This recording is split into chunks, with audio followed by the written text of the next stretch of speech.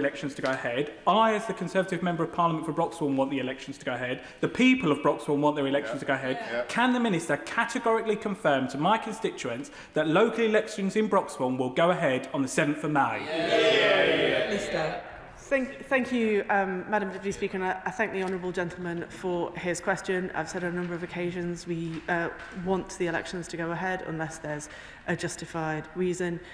He makes his point on behalf of his constituents in the context of reorganisation, and I will take that under advisement as we move forward. Sir Julian Lewis. If a future political researcher decides to write a thesis about the influence of adverse opinion polls on the cancellation of local elections in Britain, will the Minister, amiable as she always is, make herself available? Thanks, Madam Deputy Speaker. And I'd like to thank the honourable gentleman for his kind question. And I would say that I hope at that point I might be doing something else other than politics, and perhaps I might not quite have time. Sammy Wilson. Speaker, people in Northern Ireland on a day-to-day basis know well how casually the democratic process can be set aside, not just by this government but by the previous government, when permission was given to the EU to impose its laws on the people of Northern Ireland without any say at all. Now the people of England are beginning to experience that. 3.7 million people who would want to vote against the £280 million of additional taxes imposed on them by Labour councils will now be denied the ability to have their say. Is it that the government is running scared of reform, or is it that they simply don't want to be held to account, and do they not realise that behaving like this turns the United Kingdom into some kind of third world dictatorship? Minister. Thank you, Madam Deputy Speaker, and I thank the honourable gentleman for his question, which I take in the serious tones in which it's meant. The vast majority of elections are going ahead. It's very important that people have their say. I hope he will appreciate the way I've set out previously the reason why we've taken these steps and the manner in which we'll take the decision. But he makes a very important point about the centrality of democracy, which I take seriously. Joe Robertson. Thank you, Madam Deputy Speaker. I refer to my register of interest in that I'm a serving Isle of Wight councillor. Local government reorganisation in Hampshire and the Isle of Wight is a mess. Meanwhile, the government is proposing to cut £13 million of funding from our Isle of Wight council. We're due to have elections in just 3.5 months' time.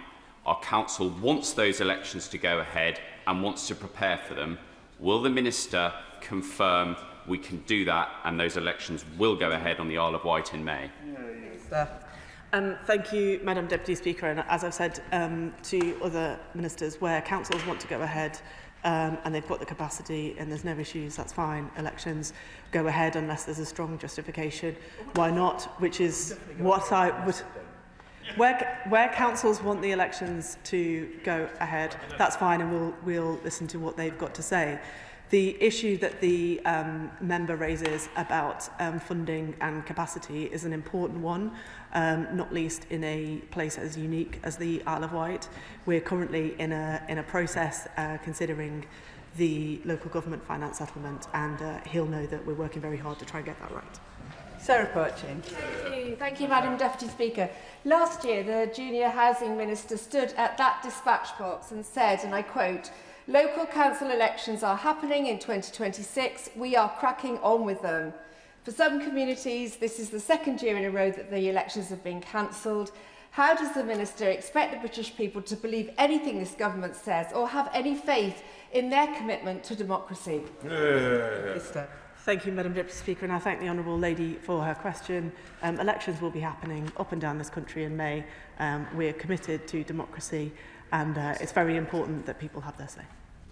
Jim Shannon. Thank you, Madam Deputy Speaker. The Honourable Lady is a very honourable lady in her response and the way that she does things in the House.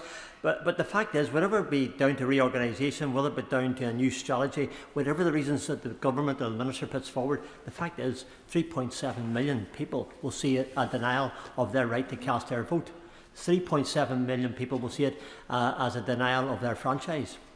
So it will mean that people reduce their confidence in government and indeed in the Minister and local government as well. So what will the Minister and government do to restore that confidence in light of the denial of their franchise and their right to express themselves democratically? Where's the Secretary of State? Thank you, Madam Deputy Speaker, and I'd like to thank the honourable gentleman for his question and for the attention and care with which he gives these issues. And he gives me the opportunity to come back to the underlying reason for this whole process, which is reorganisation to get councils in a good position once those areas that are undergoing that reorganisation, once we've got those new institutions set up, which we're doing without delay, then people will be able to elect those new institutions. That's what's happened where we've had reorganisation previously, as has been mentioned, where this process has been gone through recently, and that will mean people can elect their councils and have their say about the kind of public services they want in their area. And that concludes the urgent question. Point of order, Sir James Cleverly. Madam Deputy Speaker, the Honourable Lady, and again, just in the final comments she made, referred to the cancellation or the delay of the 2020 local government elections as being justified by the reorganisation of local government. That is a factual error. They were quite unambiguously delayed because we were in the middle of a global pandemic. How is it best to correct the record with regards to the reason those elections were delayed?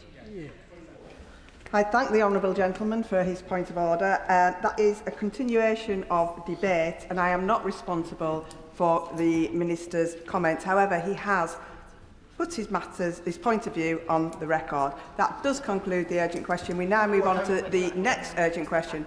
Point of order, Sir Bernard Jenkins.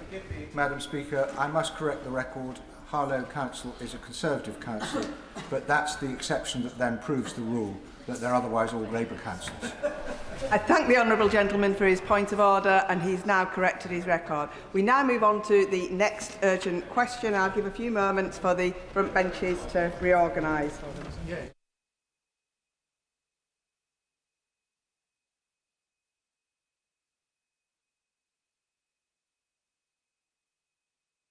Urgent question, Sarah Champion. Thank you, Madam Deputy Speaker. To ask the Secretary of State for FCDO what representations have been made to Five Eyes partners regarding the potential risks posed by the proximity of sensitive cabling infrastructure to the Royal Mint Court, the site of the proposed new Chinese embassy. Minister. Thank you, Madam Deputy Speaker, and I thank my honourable friend for her question and for the opportunity to respond to it today. She will know that discussions with Five Eyes partners relating to domestic security matters are primarily a responsibility for the Home Office. The decision on planning permission for the proposed Chinese embassy at Royal Mint Court rests solely with the Secretary of State for Housing, Communities and Local Government in his quasi-judicial capacity. He has set the 20th of January as the target date for his decision, and I'm sure she will agree that it will not be appropriate for me to cut across that process. I appreciate there has been significant interest in our engagement with allies and partners on this matter.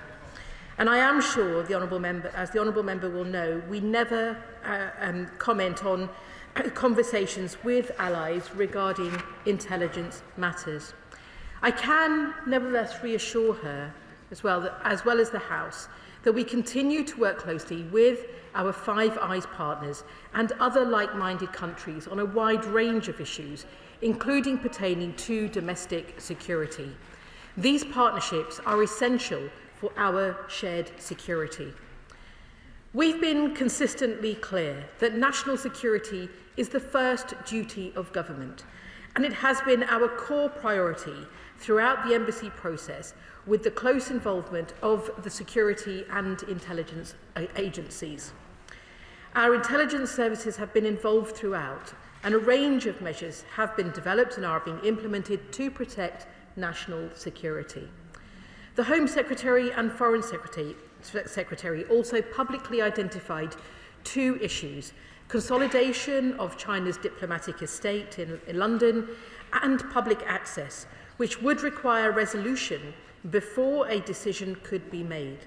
In November, they wrote to confirm that appropriate resolutions to those issues had been reached. As the Director General of MI5 commented last month, our security services have over a century of experiencing managing the risks that arise from foreign embassies on UK soil, and I have full confidence in their ability to do so effectively. Sarah Champion. Thank you, Madam Deputy Speaker. I hear what the Minister has said, but I'm not reassured, and neither are our partners. We've now had interventions from the Dutch Government, Swiss Parliament, Swedish Parliament, and 2 interventions from the White House about the risks that pose to UK infrastructure by the cabling that runs along the Royal Mint Court. Last year, a minister said reports regarding the cables were inaccurate. So does the Minister believe this to be the case still? I understand that we are now briefing Five Eyes partners that, I quote, no sensitive government data is transmitted through these cables. Would the Minister confirm this? And, Madam Deputy Speaker, surely that line is a tacit admission that financial services based in London could be affected by Chinese proximity. Minister, what were the mitigations MI5 and 6 suggested to avoid espionage risks, and will their implementation be conditional for planning approval?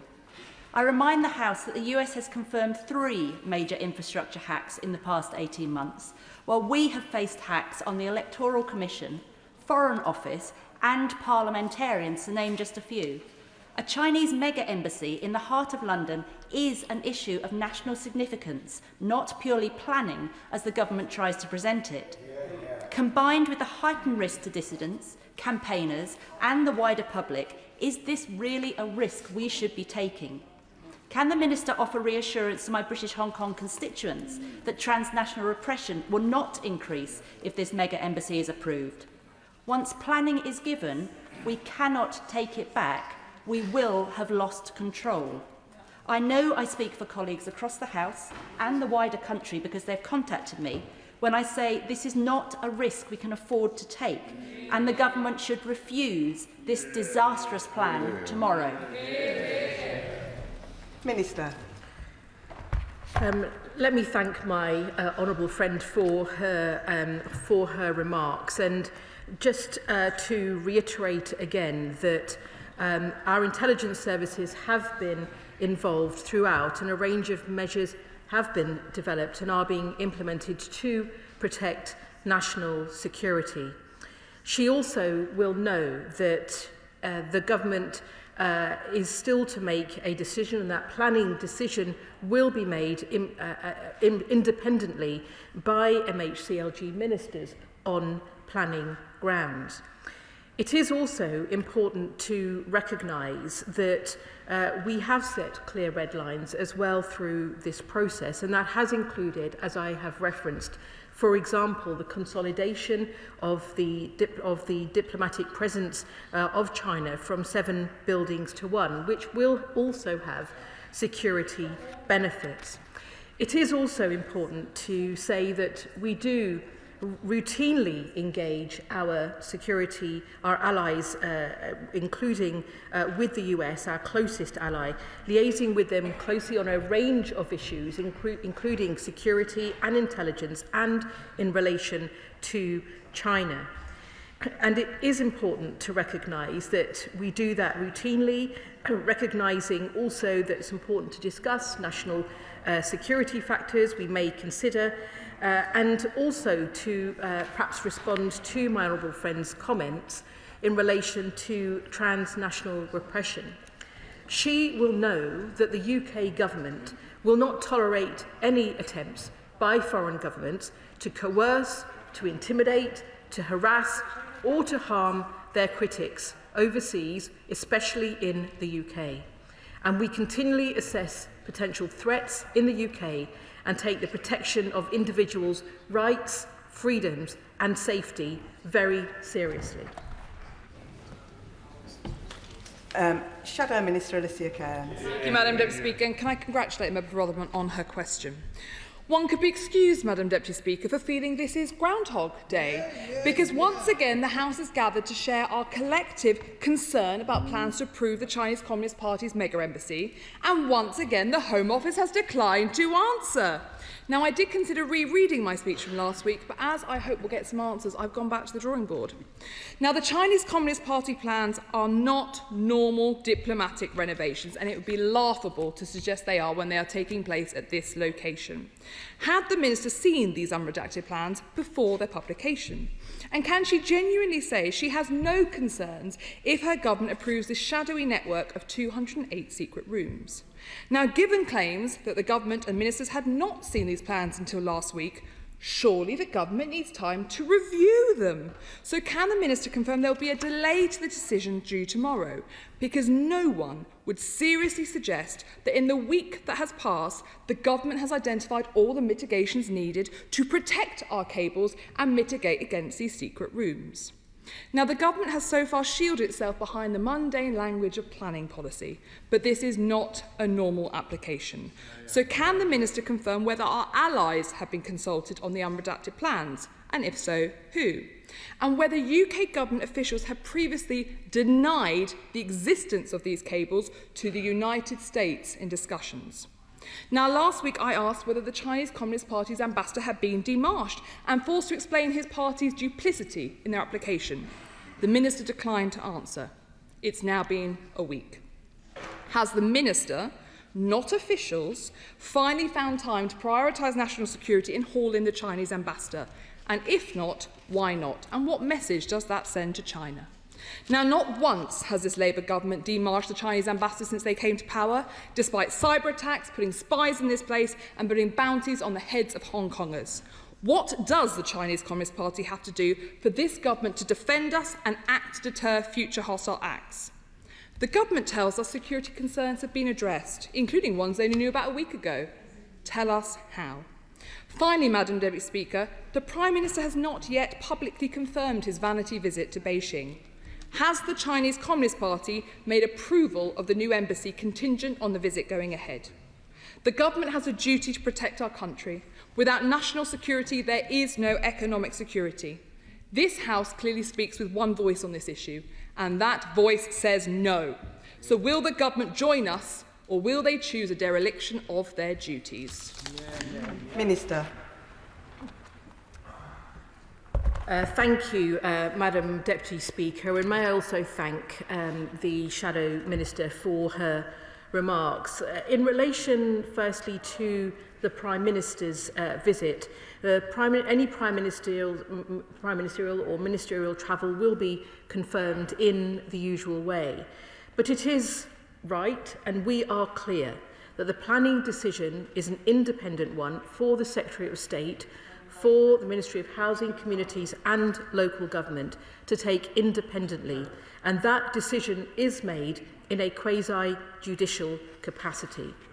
It is also important to say that the decision on the embassy will be taken in the proper way, regardless of any attempts at pressure from anyone, and we have been clear throughout that it is a planning decision for MHCLG ministers.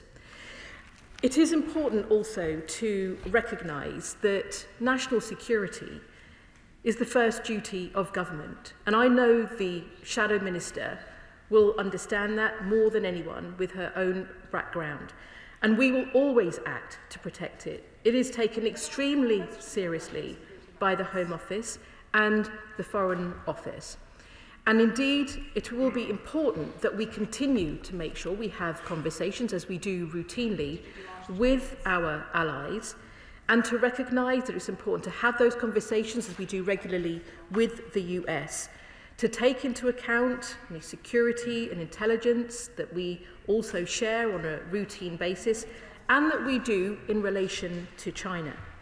And that is important because, as I've already mentioned in this debate, where there are concerns about national security, it is important that our intelligence services are involved throughout, and there's a range of measures that have been developed and are being implemented. And I'm sure that these are matters that will continue to be part of the debate, and also I'm sure that the Security Minister will address further. But I do want to mention that it is important that we continue to make sure that there is that focus on security, and in relation, as I've said as well, to concerns about those who may experience attempts under transnational repression, that we continue to make sure that we stand up for the safety and security of all of our people in the United Kingdom. Rishinara Ali. Thank you, Madam Deputy Speaker. My honourable friend will be aware that the site of the proposed embassy is in my constituency. I have relayed the concerns of my constituents on a number of occasions to the government. They are concerned about, first of all, the security issues, the human rights record of the Chinese government, and also local disruption as a consequence of the development, which my honourable friend will be well aware of in terms of the concerns that have been highlighted on a number of occasions, including statements in the House. What assurances can the government provide my constituents and others with serious concerns about the proximity of the proposed embassy to critical and sensitive communication cables serving the City of London and the local area? I'd be grateful for her in taking that into account. Minister. Let me thank my honourable friend, and I know that she has raised her concerns on a number of occasions previously also. And to reiterate that national security considerations are always the first duty of any government, and security and intelligence agencies have been involved throughout this process. As I noted also in my opening statement, the two national security issues as well that the FCDO and the Home Office made public as part of the planning process have now been addressed. And if the planning application for a new embassy in Tower Hamlets is approved, China has committed to replace 7 different sites that make up its diplomatic footprint in London with the new embassy, which will also clearly bring security advantages. And I'm sure that she will continue to have conversations with her local council and with the government in due course. Liberal Democrat spokesperson Luke Taylor. Thank you very much, Madam Deputy Speaker. The Liberal Democrats have made very clear from the beginning of this saga the approval of China's supremacy would be a terrible betrayal of those Hong Kongers who moved to the UK to escape the very repression which the government is now inviting to their doorstep. The government must halt this application and summon the Chinese ambassador to make clear that we will not accept Beijing's efforts to spy on our parliament, nor to intimidate and harass Hong Kongers in our community. Now, on the specifics of the application, in 2018, in a letter, the then Foreign Secretary Boris Johnson granted diplomatic status to the Royal Mint Court. That letter made no mention of a condition surrounding planning permission, and under Section 1 of the Diplomatic and Consular Premises Act 1987, this represents a fulfilment of the condition to provide express consent. 8 years later, we're now being told that this consent was somehow conditional on planning permission, based on a secret note verbale from May 2018, which has not been published. So, will the government release that note verbale, which is the only evidence that diplomatic status was provided conditional on planning permission, and therefore that this application was not prejudged by the government? Minister. I thank the honourable member for his question.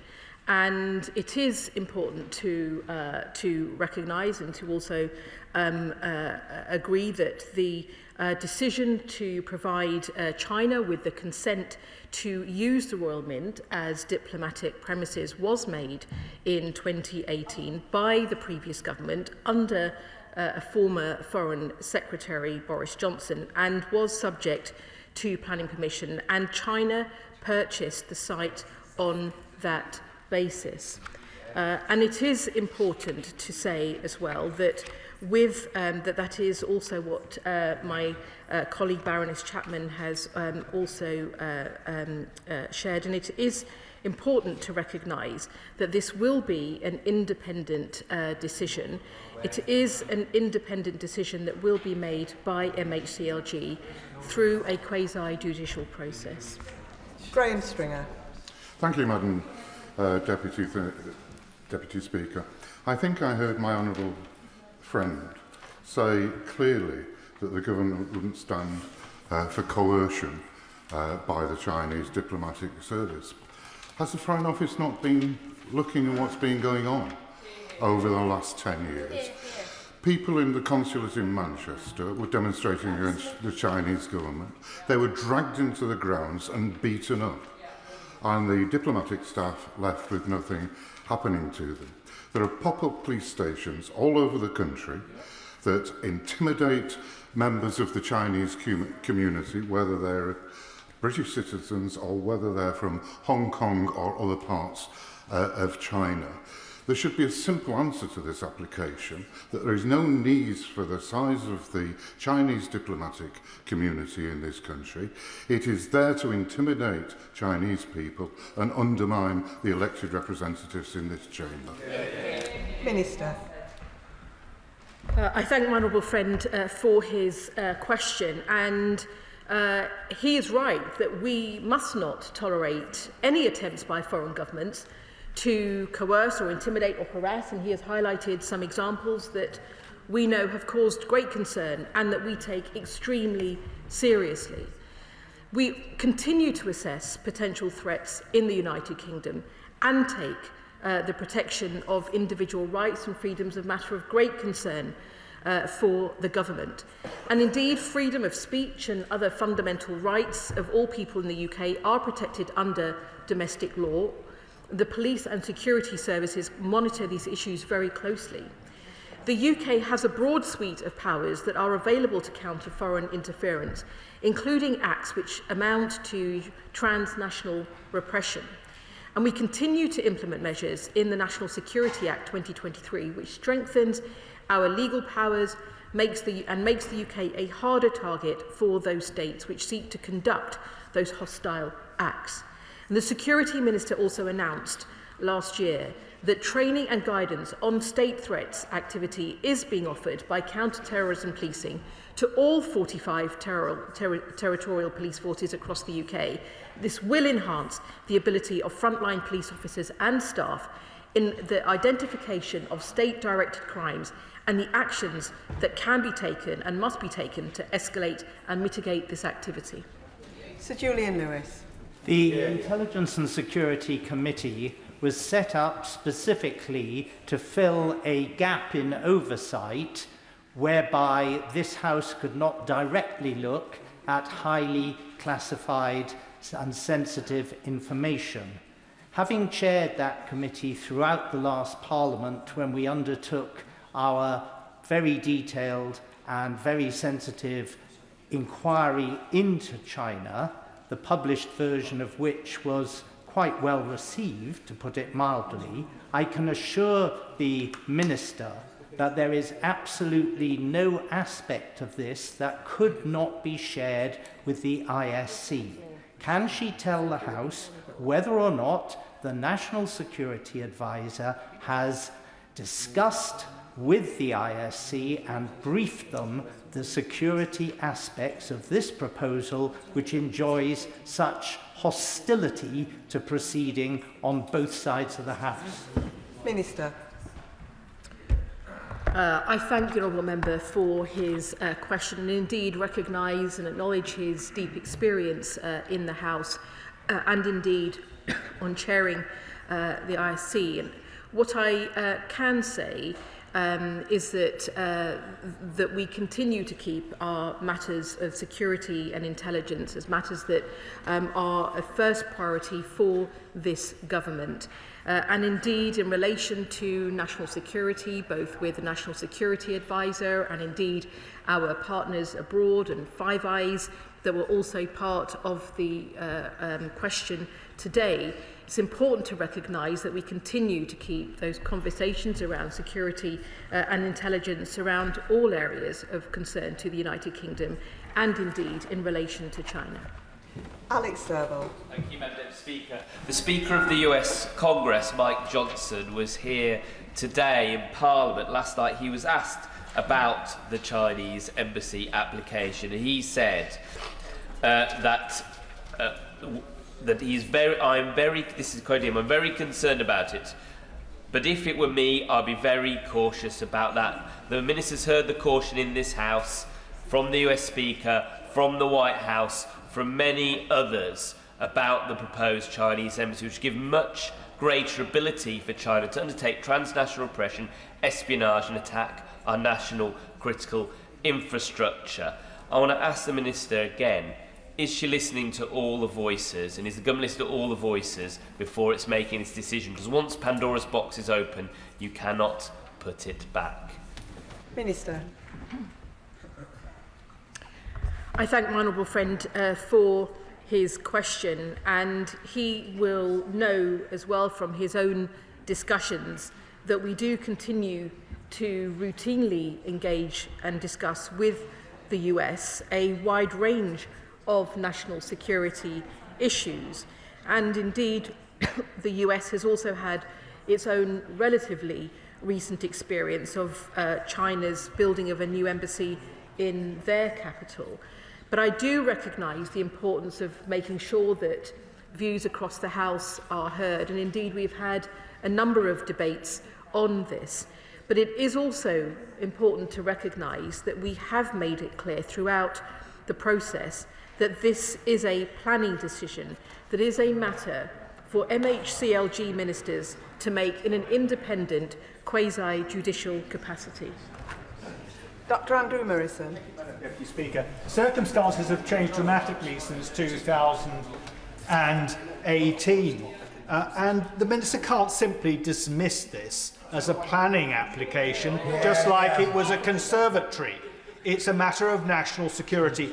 So will the government at least concede that if this goes ahead, as a condition of any planning permission, all that cabling along Mansell Street at the Wapping Exchange should be relocated as a planning condition and at the applicant's expense? Minister. I thank the honourable member for his question, and I will just mention that our intelligence services have been involved throughout the process and indeed advising on a range of measures that are being implemented to protect national security. And it may be useful also to mention, and indeed for the right honourable gentleman, that we have engaged with the Intelligence and Security Committee as well on this matter, and most recently as part of a cross-HMG UKC appearance before the committee on the 26th of November. James Nash. Thank you, Madam Deputy Speaker. Can I ask the Minister whether she personally shares any of my concerns that the proposed so-called mega embassy risks becoming not only an excessively large diplomatic site, but a focal point for intimidation and surveillance of Hong Kongers and members of the Chinese, Uyghur and Tibetan diaspora, over 700,000 people in total, given we know China's track record of transnational repression, such as million-dollar bounties on UK Hong Kongers? If not, why not?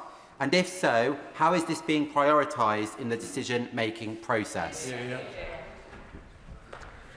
I thank my honourable friend for his question, and I will make two comments in response. I think, firstly, to mention that the UK does have a broad suite of powers, important powers, available to counter any foreign interference. and that it is extremely important that we see our security services and law enforcement agencies are armed with the tools that they need to deter, to detect and to disrupt modern-day security threats. And indeed, as the Security Minister announced in March last year, training and guidance on state threats activity is now being offered by counter-terrorism policing to all 45 frontline or territorial police forces. Just to finally make one comment, that in relation to the planning application, there is clearly in any replacing of 7 different sites a security advantage if we see that China's replacing of as its commitment to replace those 7 different sites will make up one diplomatic footprint in London with that new embassy. Speaker, following on from my right honourable friend, the member for New Forest East, I too would be very surprised as a co-author of the Intelligence Committee's report into China if the National Security Advisor had not been seen by the committee on such an important issue. The Director General of the Security Service gave a speech some time ago when he spoke about China using a whole of system approach. Can I encourage the government to do the same when it comes to our own national security and to deliberately juxtapose planning with national security and ensure that our nation is kept safe?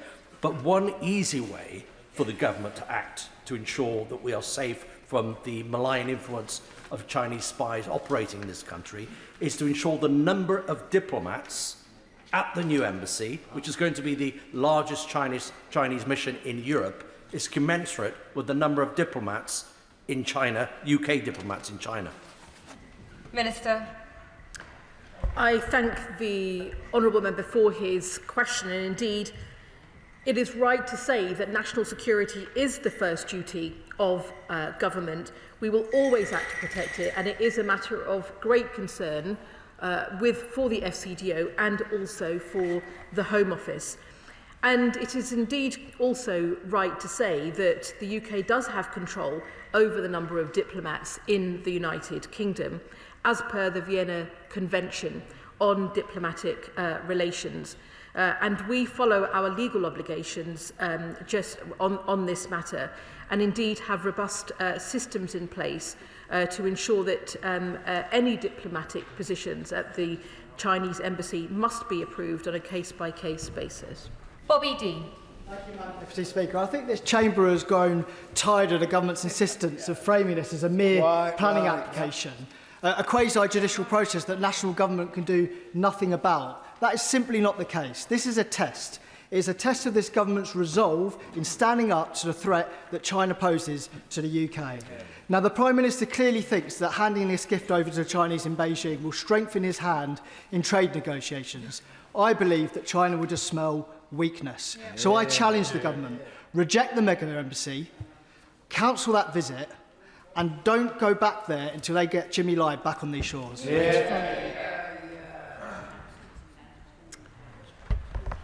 Let me thank the honourable member for his question, but also to challenge him, because what he will know is that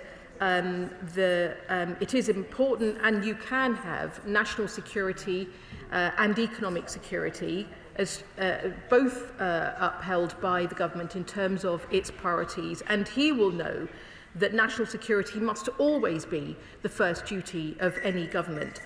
And in relation to our relationship with China, we have talked extensively about our serious, clear-eyed approach to having a relationship with China that is in our long-term interests, where we do cooperate, where we do challenge where we must, and where we also do compete. And it isn't about just balancing that. It is about, through engagement, being strong on security and strong on the economy.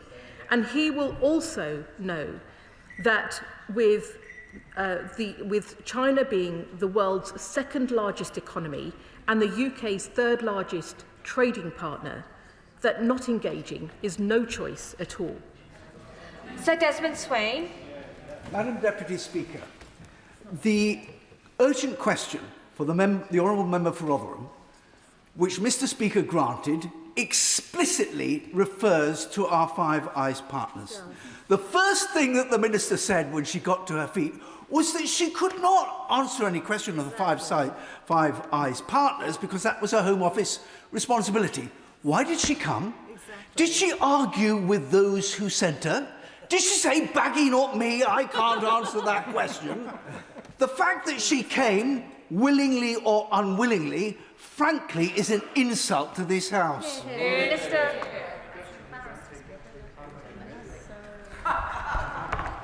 Let me thank the honourable member for his question and say that what is important is to acknowledge that we work with our Five Eyes partners on a range of security matters, that it is important that we have that trust. It is important we share security concerns and intelligence, and it is also important to recognise that some of those matters are primarily a responsibility for the Home Office, but also that whilst we engage with our partners, as I have described, including the US, on matters routinely in relation to security and intelligence, those aren't always things that can be shared in the Chamber, but they are matters that are important to the functioning of government. Chris Law. Mr Speaker, the UK Government does not seem to recognise the message that was sent to Tibetan, Uyghur and other exiled communities in the UK who face intimidation, surveillance and abduction attempts almost on a daily basis if it disregards their safety and approves the new China mega embassy. Now, I've heard warm words about upholding the various measures for transnational repression, so I want to ask more specifically, can the Minister outline what assessment the Government's made of the risk that this proposed embassy could be used to facilitate transnational repression, bearing in mind there will be hundreds more diplomats? And secondly, what specific safeguards are being put in place to prevent this? Minister.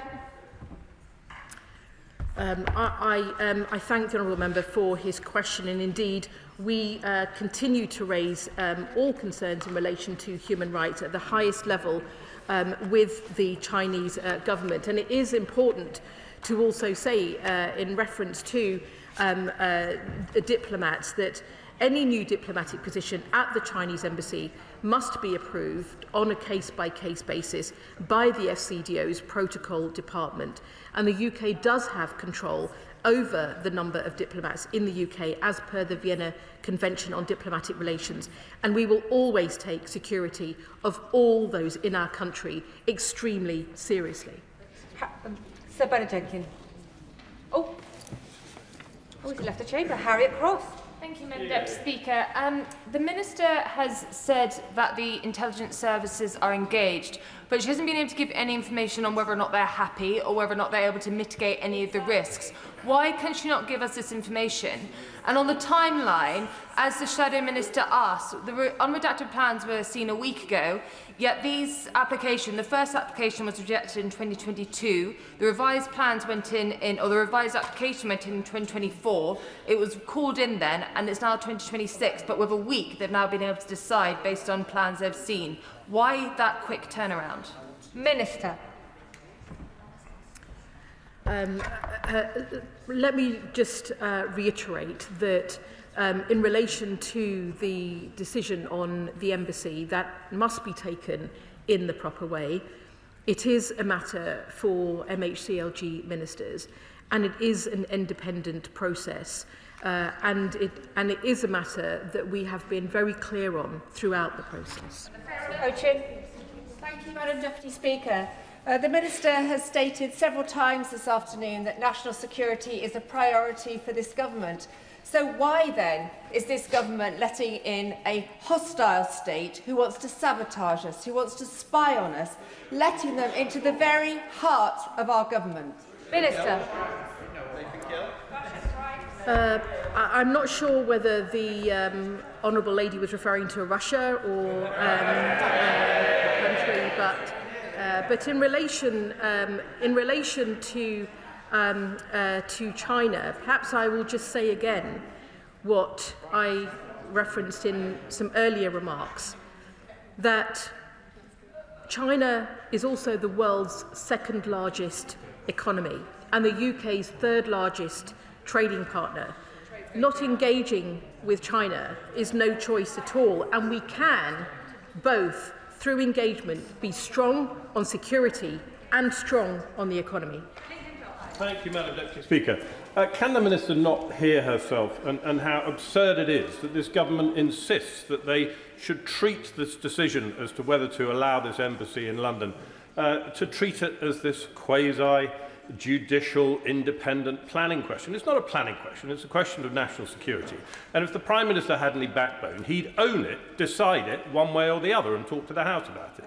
I don't know how up to speed the Minister is on her Greek mythology, but before the Trojan horse was pulled in, after 10 years of besieging it, there was one priest, Laocoon, and he said that you should not pull this into Troy because it will be the end of it. And that is what this role this House is playing today. Does the Minister think that the decision as to whether to pull the Trojan horse into Troy should have been treated as a veterinary issue? Minister.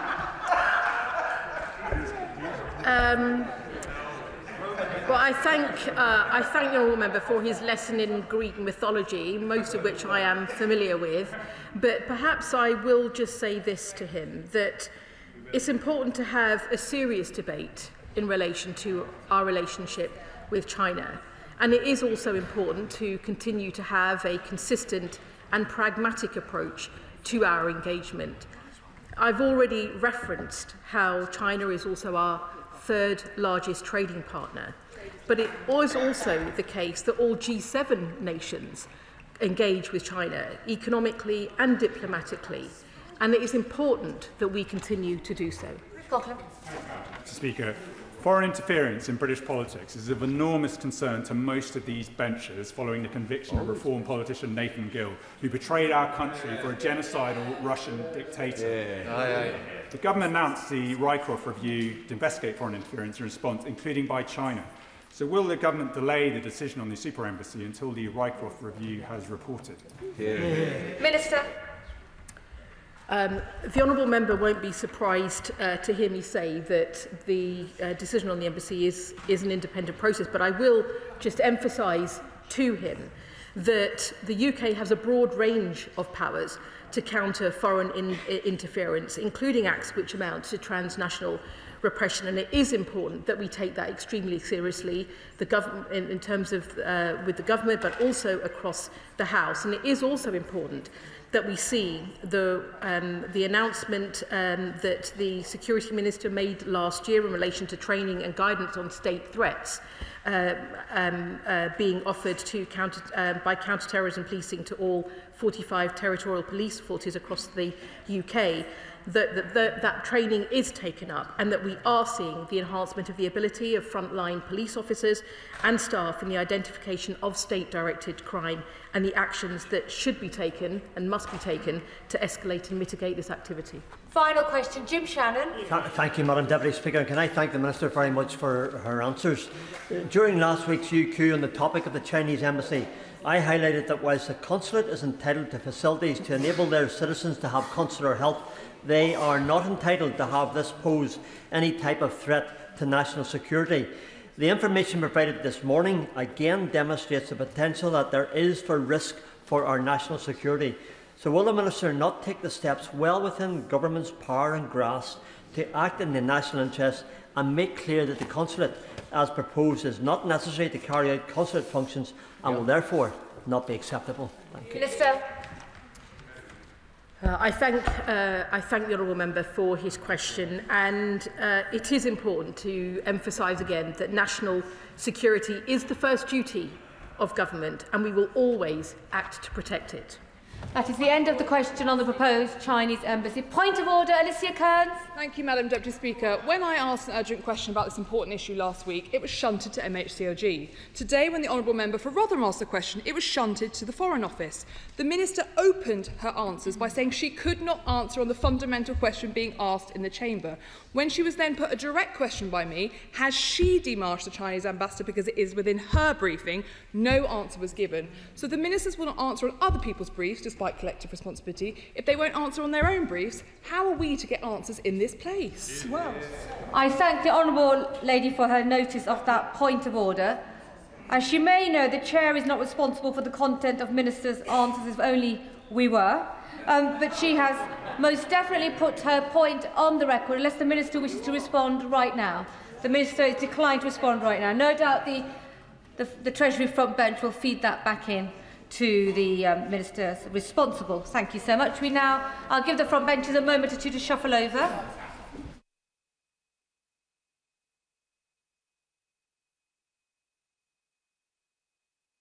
Come to the first statement from the Foreign Secretary on Arctic security. Foreign Secretary. Thank you, Madam Deputy Speaker. Can I begin by expressing my deep condolences to all those affected by the terrible train crash near Córdoba last night.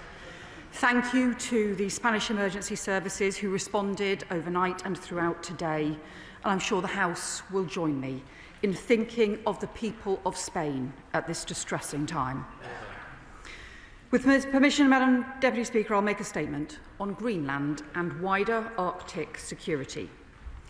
On the evening of Saturday, the 17th of January, President Trump announced the intention to impose 10% tariffs on goods from Denmark, Finland, France, Germany, the Netherlands, Norway, Sweden, and the UK over the future of Greenland. This is a serious moment for our transatlantic discussions and partnerships. So let me outline to the House the UK's response, which rests on three key principles.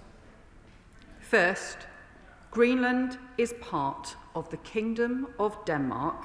Its future is a matter for Greenlanders and the Danes, and them alone. This reflects the fundamental principles of sovereignty and territorial integrity to which this whole House is committed. Second, the use or the threat of tariffs against allies in this way is completely wrong, it is unwarranted, and it is counterproductive. Third, Arctic security is a shared concern and a shared responsibility for both sides of the Atlantic. It can only be effectively addressed and maintained through a cooperation between transatlantic allies and, crucially, through NATO. So instead of divisions that only aid our adversaries, we now need a serious and constructive dialogue about our Arctic security, which is built on respect for sovereignty and collective security and the rules which underpin our alliance. As the Prime Minister set out this morning, the North Star for the Government's foreign policy is to stand up for the UK's national interest, to defend and advance Britain's security, Britain's prosperity and Britain's values.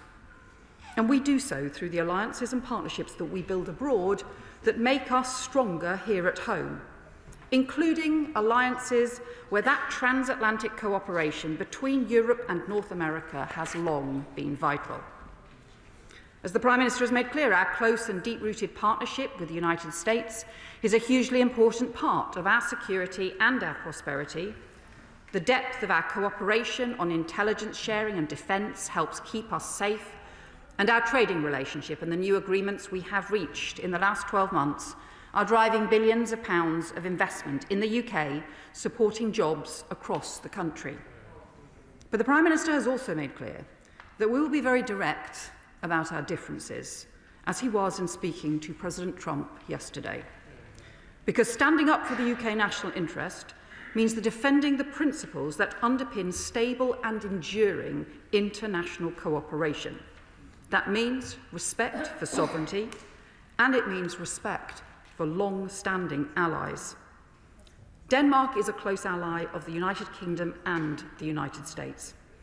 Indeed, Denmark has long been one of the US's closest allies, a proud NATO member that has stood shoulder to shoulder with the UK and with the US, including at real human cost in recent decades. Rooted in that partnership, the US already has in place a 1951 treaty with Denmark, which already provides for an extensive US security presence in Greenland. And alliances endure because they are built on respect and partnership, not pressure. And tariff threats like this are no way to treat allies. Madam Deputy Speaker, the tariff threat has come following the pre-coordinated preparations for the annual Danish programme of activities under the framework Arctic Endurance, which is focused on addressing Russian security threats in the Arctic. And last week, at the request of the Danish government, one UK military officer currently based in Denmark joined a planning group visit in an observational capacity. And these sorts of visits are a regular part of military planning ahead of exercises and operations. Work amongst allies to strengthen Greenland's security that should be recognised for its importance, not used as a reason to impose economic pressure. A trade war would hurt workers and businesses on both sides of the Atlantic. It would be in no one's interests. Both sides of the Atlantic should be working together on Arctic security, not moving apart. And that is why the Prime Minister and this government are working intensively in the UK national interest to prevent this happening and to reach a resolution. Yesterday, the Prime Minister spoke directly with President Trump, with the Danish Prime Minister and other close allies and international leaders.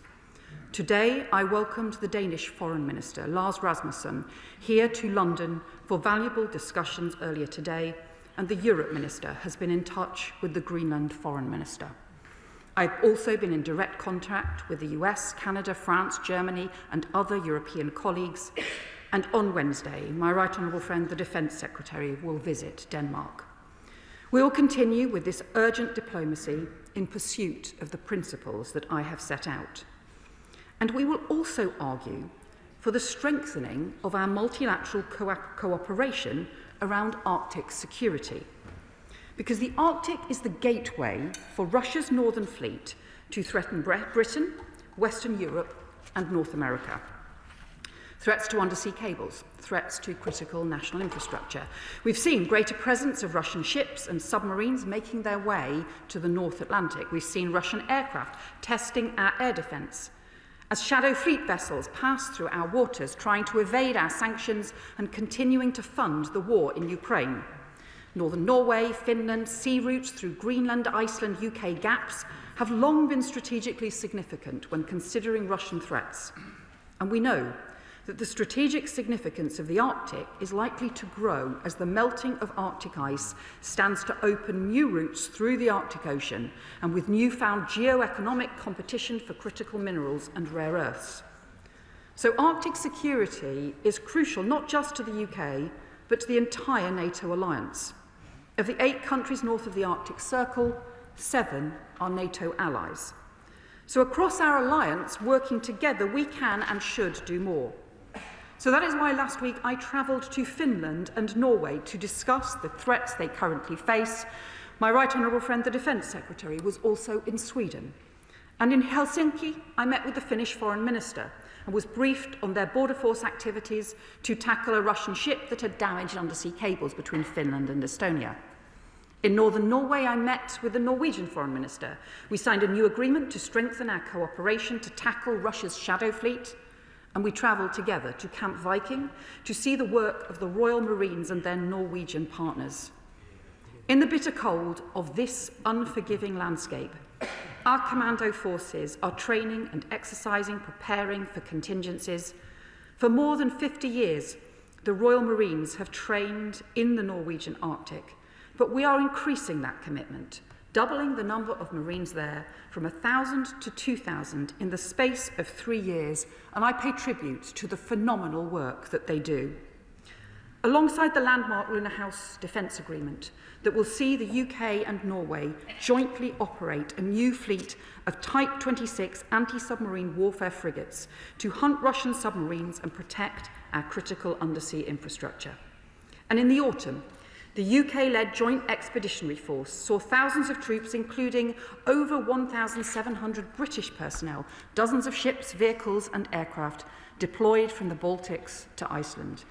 And the UK plans to contribute to a range of exercises in the North Atlantic and High North throughout 2026. because this is how we believe we best strengthen our Arctic security for the sake of both Western Europe and North America, together through alliances and partnerships, not through threats on tariffs or sovereignty that simply undermine our collective security. So, Madam Deputy Speaker, I welcome the messages of cross-party unity and the shared conviction that the future of Greenland must be determined by the Greenlanders and the Danes. And whether it be on Greenland, on tariffs, or on wider Arctic security, we are clear in our views, firm in our principles, and steadfast in our commitment to safeguarding UK interests. The UK will continue to pursue constructive ways forward, collaborating intensively with our partners and allies, and pursuing our security, our prosperity, and our values every step of the way. I commend this statement to the House. I call the Shadow Foreign Secretary, Priti Patel. Thank you, Madam Deputy Speaker. Let me begin my remarks by expressing our condolences to the people of Spain following the devastating train crash yesterday. The Conservative Party is clear that the US administration's decision to announce tariffs on the UK over Greenland is completely wrong. Madam Deputy Speaker, people in both the United Kingdom and the United States will face higher costs because of this proposal of tariffs. There will be yet another burden for businesses across our country. And these tariffs also go against the United States' recent national security strategy, which says, and I quote, that it is natural and just that all nations put their interests first and guard their sovereignty. It goes on to say that we stand for sovereign rights of nations. So, Madam Deputy Speaker, we respect the sovereignty and territorial integrity of Greenland and Denmark. The future of Greenland must be for its people and Denmark to decide. It is theirs to decide alone. Denmark is a valued NATO ally and a leading contributor to Ukraine, indeed one of the highest per capita donors. We've also worked with Denmark on Arctic security, and it is an imperative that we and our European NATO allies now show a determination to go much further and back up our words with actions. The security challenges in the Arctic must be tackled head-on, particularly with the threat of Russia. Greenland is of geopolitical significance for every NATO member state, including the United Kingdom. And the best way to tackle threats is by working together in unison as NATO allies, because America's national security is indivisible from NATO's. They are one and the same. That is, collective security is the basis of our national defence architecture. Collective action in the immediate term is how we should work together to address these challenges. So will the Foreign Secretary say what resources the government will put in place to prioritise or repurpose its inventory to contribute to NATO's High North missions? What is the government doing to look at how, working with the US, we can build on existing joint defence agreements to broker a greater and consensual military presence on Greenland from both sides of the Atlantic?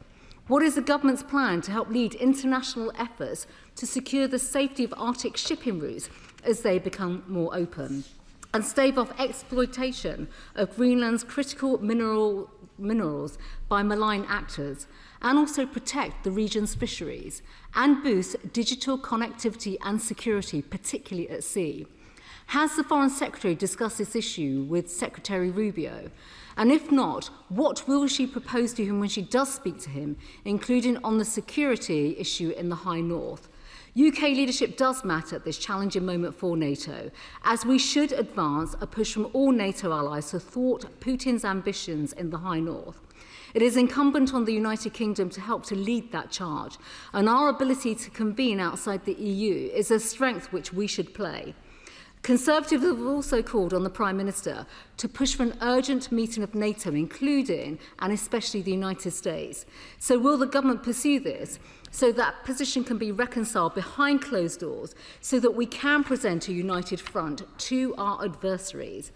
And on the issue of tariffs, Madam Deputy Speaker, it is important for our economy and for businesses that the government secures a reversal on this position. This is not a moment for megaphone diplomacy, but can she share the government's strategy for bringing the US round to revoking them before the kick-in date? And can she confirm the UK's position on countermeasures? Under the tariff deal agreed in the spring, the UK secured a 10% reduced tariff tariffs for 100,000 vehicles. So can she update the House on whether she expects this 10% tariff, Greenland tariff, to be added to the existing 10% tariff, effectively doubling the tax on British car exports to 20% from the 1st of February? Pharmaceuticals were also a cornerstone of the agreement on tariff-free exemptions. So does the Foreign Secretary expect life sciences to be protected from this new baseline tariff, or will the 100% tariff threat mentioned in late 2025 now be accelerated? And what specific support will her colleagues in DBT provide small and medium-sized business exporters who could face an overnight 10% increase in the cost for their largest export market? What assessment has been made in government about the potential economic impact of tariffs? What can be done to mitigate them?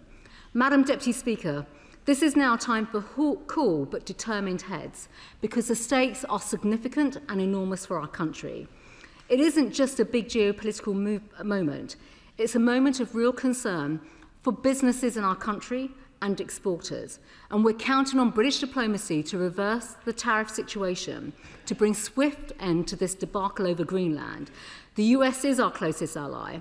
The way our security agencies operate together is unparalleled in modern history, and our bilateral trading relationship dwarfs every other relationship. This is a moment where we need to summon and leverage the strength and depth of that special relationship. Foreign Secretary. And I thank the Shadow Foreign Secretary for her response and also welcome her support for the sovereignty of Greenland and Denmark, and also for the strengthening of support for Arctic security against the Russian threat, which she is right to highlight. And she asked what work can be done to establish constructive discussions and talks. And indeed, this is an issue that I talked to the Danish Foreign Minister about today, because they have set out a process to have detailed talks with the US on how to strengthen security around Greenland, being very clear that the issue of sovereignty was non-negotiable, but there are many issues to be discussed around strengthening security. I have spoken to Secretary Rubio today, and we have agreed to take forward further discussions on this issue, and I can assure her as too, we will be pursuing every avenue for discussions directly with the US, but also with all of our close allies on this, the purpose being to prevent the tariffs, to prevent the trade escalation, the trade war that will be in no one's interest, and to replace the threats to sovereignty and tariffs with a constructive, shared approach to our security, including the issue of security in the Arctic. And I think it is a critical issue here that the Arctic is the gateway for the Russian Northern Fleet to be able to threaten the UK, to be able to threaten Western Europe, but also to be able to threaten the US, to be able to threaten Canada. And so that is why this is a shared threat and requires a shared response.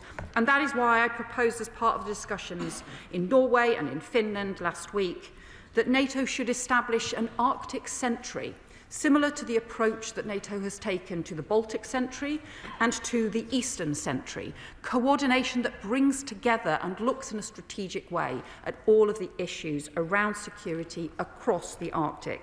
We believe it is through those partnerships and through those alliances that we can best strengthen our shared security against the threats that should concern us most. Emily Thornbury. Thank you very much, Madam Deputy Speaker.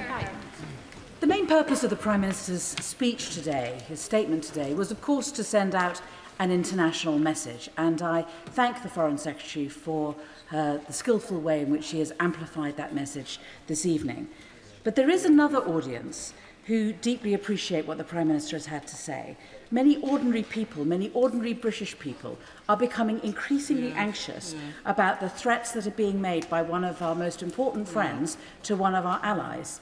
They are frightened by the dark turn that international relations seem to have taken and the potential chaos that we may be heading for.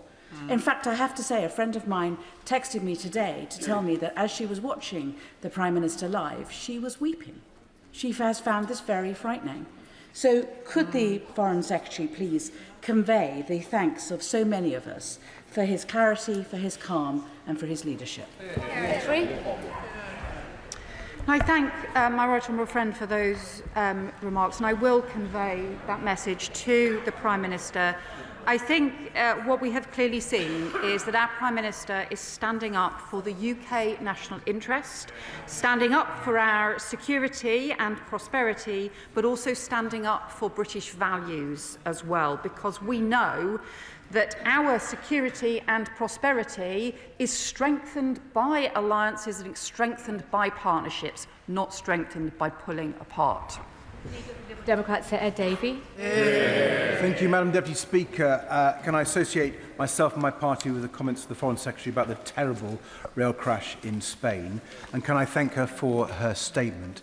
Madam Deputy Speaker, President Trump is acting like an international gangster, threatening to trample over the sovereignty of an ally, threatening the end of NATO altogether, and now threatening to hit our country and 7 European allies with outrageous, damaging tariffs unless he gets his hands on Greenland.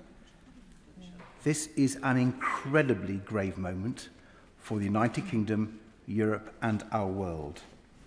Without provocation or justification, the President of the United States is attacking our economy, our livelihoods and our national security. Trump has put British businesses and jobs on the front line in his unprovoked aggression. The only people cheering him on are Vladimir Putin and Xi Jinping. Only a few months ago, Trump hailed the special relationship at Windsor Castle. Now, thanks to his actions, it is nearly in tatters. So how do we stop Trump's damaging trade war? For a year now, Madam Deputy Speaker, the Prime Minister has tried a policy of appeasing Trump, flattering him, fawning over him, refusing to stand up to him, because, he argued, otherwise Trump would hit us with damaging tariffs. Well, the Prime Minister has tested his approach to destruction. It has failed. It is time for the government to change course. We have to finally be clear-eyed about the sort of man Trump is and treat him accordingly. He is a bully. He thinks he can grab whatever he wants, using force if necessary. And he is corrupt. The most corrupt president the United States has ever seen. So there are only 2 ways of getting him to back down: bribing him with a new jet perhaps, or a few billion in his crypto account, or standing up to him like we would with any other bully, standing together with our European allies to make him back down. That's the choice. Which one, Foreign Secretary? Well, this is clearly a serious moment. I wonder if the honourable gentleman actually saw the Prime Minister's response this morning. And he should know that it is because this is a serious moment that we respond in a serious way. That this Prime Minister responds in a serious way, in a calm, robust and hard-headed way about what is in the UK's national interest, and also how we work together in the alliances that are crucial for our security, our prosperity, and also are underpinned by our values. That is why the Prime Minister has been so firm in the United Kingdom's response. It's why I welcomed the Danish Foreign Minister to London today. And I think that the honourable member's description of our Prime Minister's response and our UK government response is inappropriate. I would say I think this is a really important time for parties to come together on how we ensure that we can respond to the situation that we are in, that we can work closely with our allies, but that we can also create a constructive approach to our Arctic security, which ultimately will depend on transatlantic cooperation and ultimately will depend on ensuring that those alliances and that transatlantic alliance respects the principles of sovereignty and respects the principles of collective security.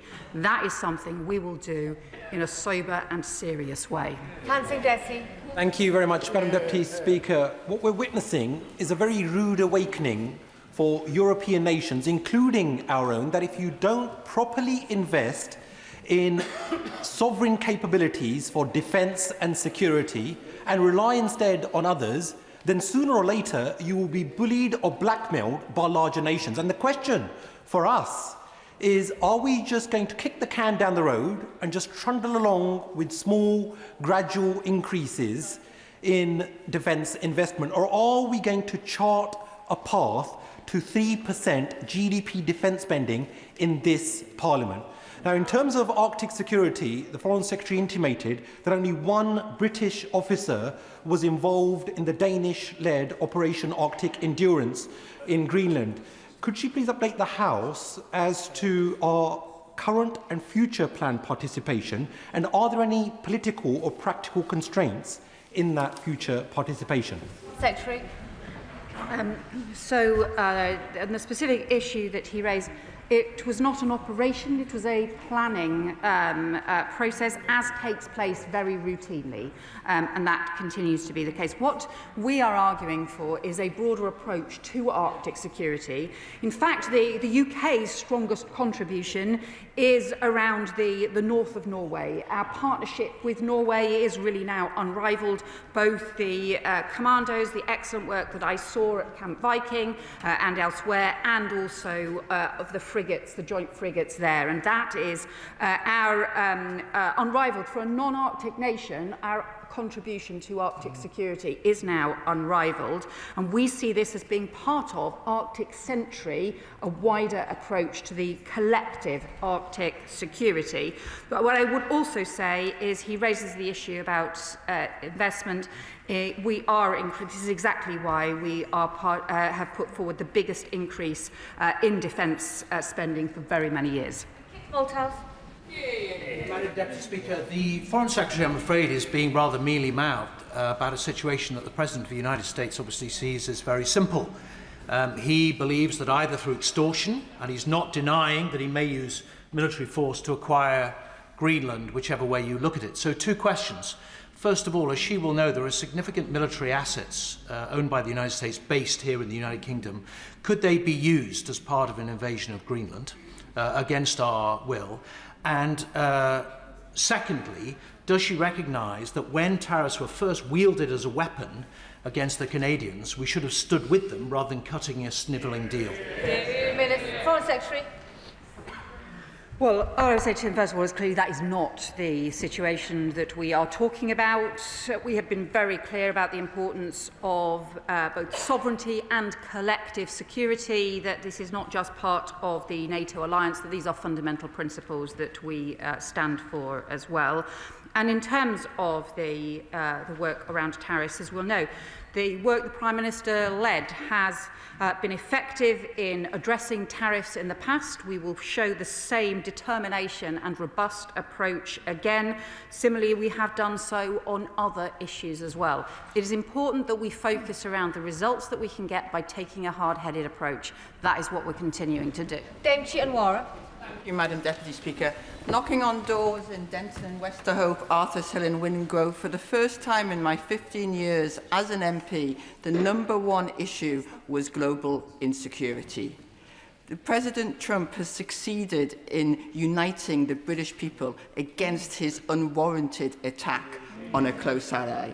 Now, my right honourable friend is right to be calm and diplomatic, but will she reassure us that given the current President's volatility, she and her government will ensure that our sovereignty is not dependent on US capability, and specifically that our technology procurement, both civil and defence, will reflect this?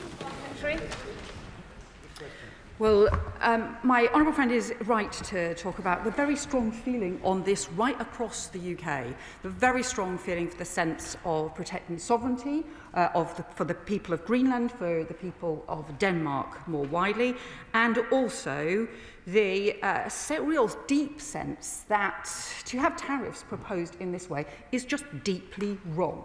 It's also counterproductive to our collective security, but it is also deeply wrong. She also raises the issues about sort of UK resilience as well. She will know on things like the Five Eyes partnership, there is very deep, long-standing cooperation and shared technology, but there are also areas where we agree that Europe needs to do more for its own defence and its own investment as well, and that's what we're doing. Thank you, Madam Deputy Speaker. I declare an interest as Chair of the All-Party Parliamentary Group on Greenland. President Trump's threat to annex Greenland, either the easy way or the hard way, is pushing Europe to the verge of one of the biggest political crises and security crises we've faced in decades. Now his threat to impose punitive tariffs on those opposing his illegal annexation means that the President of our closest ally is using economic and military threats against the UK and other European nations simply for defending sovereignty, self-determination and international law. So on what basis does this government view this particular president as being a trustworthy and reliable ally? Secretary. Well, we have made very clear that threats to Greenland's sovereignty are wrong. Threats on tariffs and on economic pressure are wrong because allies should stand together and not face the kinds of threats that we have seen. Particularly, that is an issue for the UK, but also particularly Denmark, that has been such a close ally to both the UK and the US as well. We are taking a very robust, hard-headed approach to this, to work through what is in the UK national interest and to get a resolution to this that can protect and defend and strengthen the Arctic security and also UK security more widely, and that is the right thing to do. Colleagues need to shorten their questions. Many members want to get in, and that depends on the length of your questions. Alan Gemmell. Thank you very much, Madam Deputy Speaker. Can I thank the Foreign Secretary for setting out the UK's position on the future of Greenland for the people of Greenland and for the Danes to decide. It's not right that one of our closest and oldest allies threatens us with economic sanctions, and I have two questions for the Foreign Secretary. How will she explain to the US administration our interests and actions at this time and stop the sanctions and resolve the situation? And might she take an interest in the Franco-British fast jet replacement programme and a company called Aralis, so that we don't have to rely on a British solution, building on the excellent question from the member for Newcastle upon Tyne Central and West? Foreign Secretary. Well, I can say we have been very clear to the US and more widely about the importance of countries working together to strengthen security. That is exactly what Denmark has been seeking to do, to strengthen security of Greenland as part of strengthening Arctic security against the Russian threat. And that should be something which is recognised as important, recognised as valuable, where countries come together to do so, because Arctic security is a multilateral issue. It's not a unilateral issue, it's a multilateral issue. It will only be strengthened by countries working together. So this is about our interests on that shared collective security, but also our values in defending sovereignty and territorial integrity. Thank you, Madam Deputy Speaker. The Foreign Secretary, the Prime Minister, NATO, the Danes and others have been commended for responding to this through the usual channels and through the usual means. And that would be fine if we had an occupant of the White House who understood all of that and who respected all of that. But he laughs now, not just behind his hand, but blatantly in our faces as a result of that. So whilst all of that continues, we need to try and work out what makes this man tick. He is thin-skinned, he has an ego, and he doesn't like to be embarrassed. Should the state visit go ahead this year, should football teams play in American stadia for the World Cup? These are things which would embarrass the President at home. We now need to fight fire with fire. Well, I think we heard from the Prime Minister the approach that he was taking this morning, and what I would say is that the approach that our Prime Minister has taken, the approach that this government has taken, has already led to very big changes in the United States' initial proposals on tariffs that were, as a result, substantially reduced and changed as a result of that engagement. We've also seen, as a result of the engagement, big changes in the US approach to Ukraine, where considerable work has been done now to secure agreements around security guarantees that have been immensely important. And that is as a result of continued engagement, not just by the Prime Minister, but others more widely. So we're clear about the importance of working in the UK's national interests and pursuing different issues around this in order to make sure that we protect UK businesses, UK prosperity, and also our shared values, including around sovereignty as well. Bill Brickell. Deputy Speaker, and as a proud member of the NATO Parliamentary Assembly myself, can I thank the Foreign Secretary for her visit to our Marines at Camp Viking in Norway and her unequivocal stance on support for collective security with NATO at its heart. Now, I welcome the Rycroft review into foreign interference in our politics. So can I ask the Foreign Secretary, in the context of NATO and Arctic security, whether she agrees it's vitally important that we get to the bottom of the role that Russian money plays in trying to subvert our public discourse on these vitally important issues? Ask Nigel. Foreign Secretary. I know that honourable friend and also others have been raising this issue, particularly about the hybrid threats from Russia. So there are the direct threats that we see in the Arctic, but also these broader hybrid threats, which range from sabotage, including on undersea cables, but through to the foreign interference and information interference as well. I know that the Select Committee is doing important inquiry into this issue as well and look forward to its conclusions, but we have substantially increased UK sanctions to address some of these interference threats. Edward Morello. The post-war world order was based on the premise that like-minded Western liberal democracies would stand up for each other, that we would expand democracy wherever we saw it, that we would lower the barriers to free trade, and that through NATO we would engage in collective responsibility. An attack against one was an attack against all. It is clear that the President of the United States does not share these values. Does she not agree that the UK should be closening our military and economic bonds with the European allies who do share those values? Foreign Secretary. Well, what I would say is the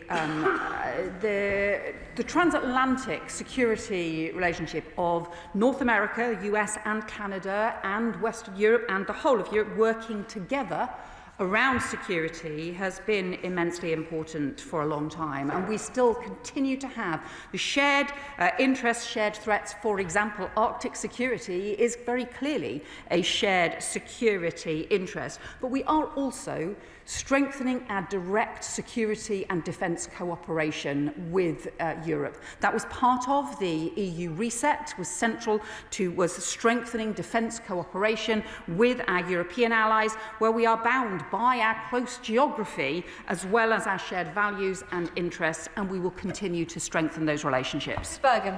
Thank you, Madam Deputy Speaker. Donald Trump's appalling threats to seize Greenland, along with his disgusting bombing of Venezuela, are a new form of gangster politics that are set out in his new national security strategy, which also speaks of boosting support for the far right across Europe. We have to deal with that reality, and Trump's threats of tariffs this weekend show how little we can rely on the so-called special relationship. So I want to ask the Foreign Secretary, Instead of blindly following US policy, as we have all too often done in the past with disastrous consequences, isn't it now time to stand up to Trump and forge a new independent foreign policy based upon international law, peace and cooperation, important values that are the very antithesis of what Donald Trump stands for? Can I just caution the honourable member against somehow suggesting equivalence in a whole series of different areas, and I obviously am disappointed he doesn't, as part of his discussions, recognise the scale of the threat from Russia, which is the most serious threat the UK faces. Andrew Morrison. We have to ride the Trump tiger as best we can until November 2028. But the future of Greenland is for Greenlanders. However, when she's talking to her Danish interlocutors, could she ever so gently point out that small countries like Denmark have historically spent very little on their and on collective defence? And can she also perhaps equally gently admonish Denmark, since along with most member states of the European Union, it has administered something of a punishment beating to this country since 2016. Well, I'm going to say to him that I was delighted to see the Danish Foreign Minister in London today. He is a friend, and Denmark is a close friend of the UK. Denmark also stood firm alongside the UK, alongside the US, and including putting their own armed forces' lives at risk in Afghanistan, in other conflicts, in order to support close allies. I think they have shown immense dedication to principles of collective security. They continue to show substantial support for Ukraine against Russia, and I would just strongly show Denmark the UK's support. Calvin Bailey. Thank you, Madam Deputy Speaker. This week's tensions highlight the strategic importance of the Greenland-Iceland-UK gap and the urgent need for Europeans to fill its gaps in being able to defend that space, which currently can only be done by the United States of America. So can she update us on the government's discussions with our European counterparts on strengthening our defence industries and any discussions on full access to SAFE? My honourable friend has immense expertise in this area. He's right to highlight the Greenland-Iceland-UK gaps as being crucial to maintaining the security of the Atlantic, and as one which a lot of the Arctic security issues are based. But it's also exactly why the UK and Norway are now jointly building new frigates as part of a major investment programme, one of the biggest defence contracts we have ever had, but also not just investing in jobs in the UK, but crucially in an unrivalled partnership to strengthen our maritime security. House. Thank you, Madam Deputy Speaker. I will happily accept tariffs to oppose Trump and his corrupt regime. Not my words, but a Bath constituent who emailed me today. Does the Foreign Secretary not recognise the strong feelings of so many of our constituents who are ready to stand up to the bully that Donald Trump is and want this government to do the same? Foreign Secretary. I think across the country there are strong feelings and about the tariff threats that we have seen. It's why we have been very clear that they are completely wrong. I would also say that I think the impact of tariffs is felt on businesses, on consumers, on ordinary families. In the US and in the UK, that is why, and in other European countries, that is why tariffs are completely counterproductive as well as being completely wrong. Emma Lewell. Thank you very much, Madam Deputy Speaker. I welcome the Prime Minister's calm diplomacy this morning. It is right that only adversaries stand to gain from the fracturing of NATO. I know the government doesn't believe the US President is serious about using military force to seize Greenland, but even just in the last hour, he has refused to rule this out.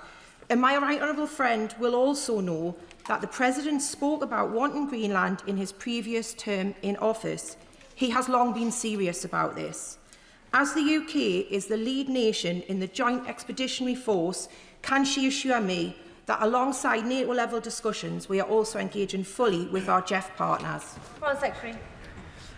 Well, I can tell her that we do regularly engage with the Joint Expeditionary Force partners. Indeed, there were meetings around the Joint Expeditionary Force last week, and I believe are further such meetings later this week as well, which of course the Ministry of Defence is heavily involved in supporting as well, exactly because we take these shared security issues so seriously. We know for a country like the UK, our security depends on the alliances that we build, including with close European allies through the GEF. Thank you, Madam Deputy Speaker. Greenland is being offered two options: to be sold or to be annexed. This is naked imperialism. The government of Greenland has made very clear that they will work with the US in any way that is necessary to protect our security and that of Europe's. But I'm afraid that beyond vague diplomatic assurances of diplomatic activity and claims of being hard-headed, as a result of today's statement, I am not any clearer on what the government is doing to keep us safe from these tariffs, but more importantly, to protect our security and the sovereignty of Greenland. Foreign Secretary.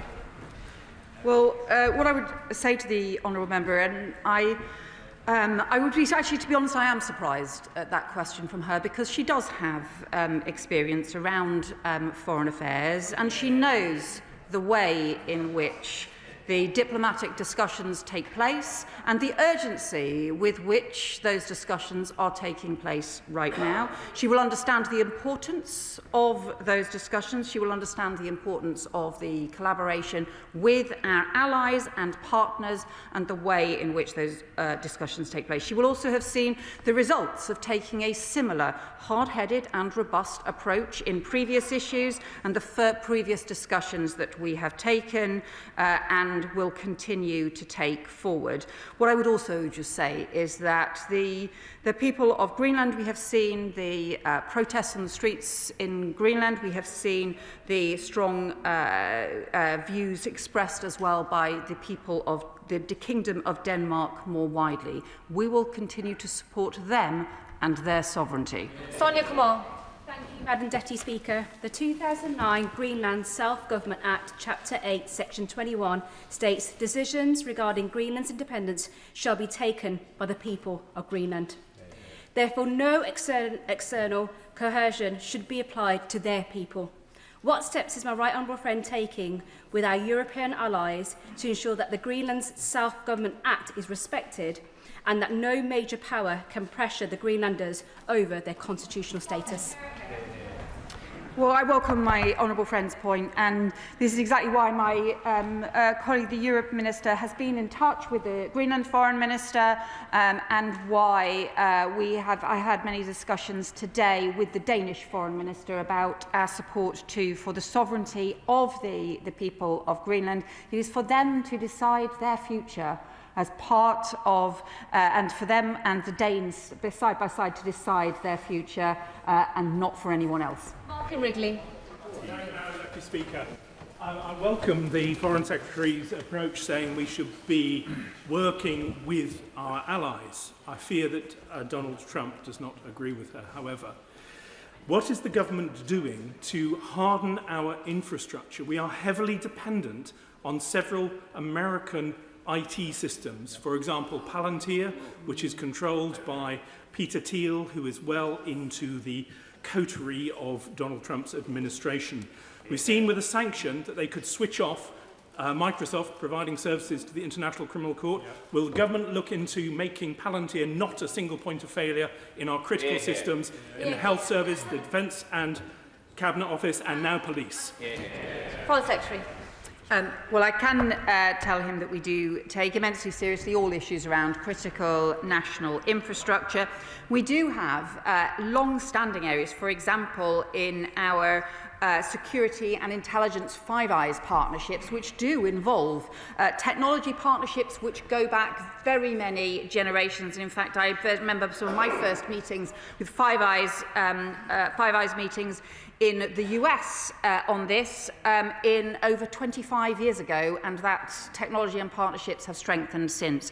But he is also right to say that we should look at key areas where critical national infrastructure needs to be strengthened as well. Alex Sobel. Thank you, Madam Speaker. I want to associate myself with the Foreign Secretary's statement that the future Greenland is a matter for the Greenlanders and the Danes and them alone. We all know that the geosecurity of the High North is because of Russia's threat to NATO. I'm really pleased you went to Norway last week because, in fact, we have 2 Russian bases on NATO territory in Svalbard. What discussions did she have with her Norwegian counterparts about the possibility of ending the Russian presence on NATO territory in Svalbard? Foreign Secretary.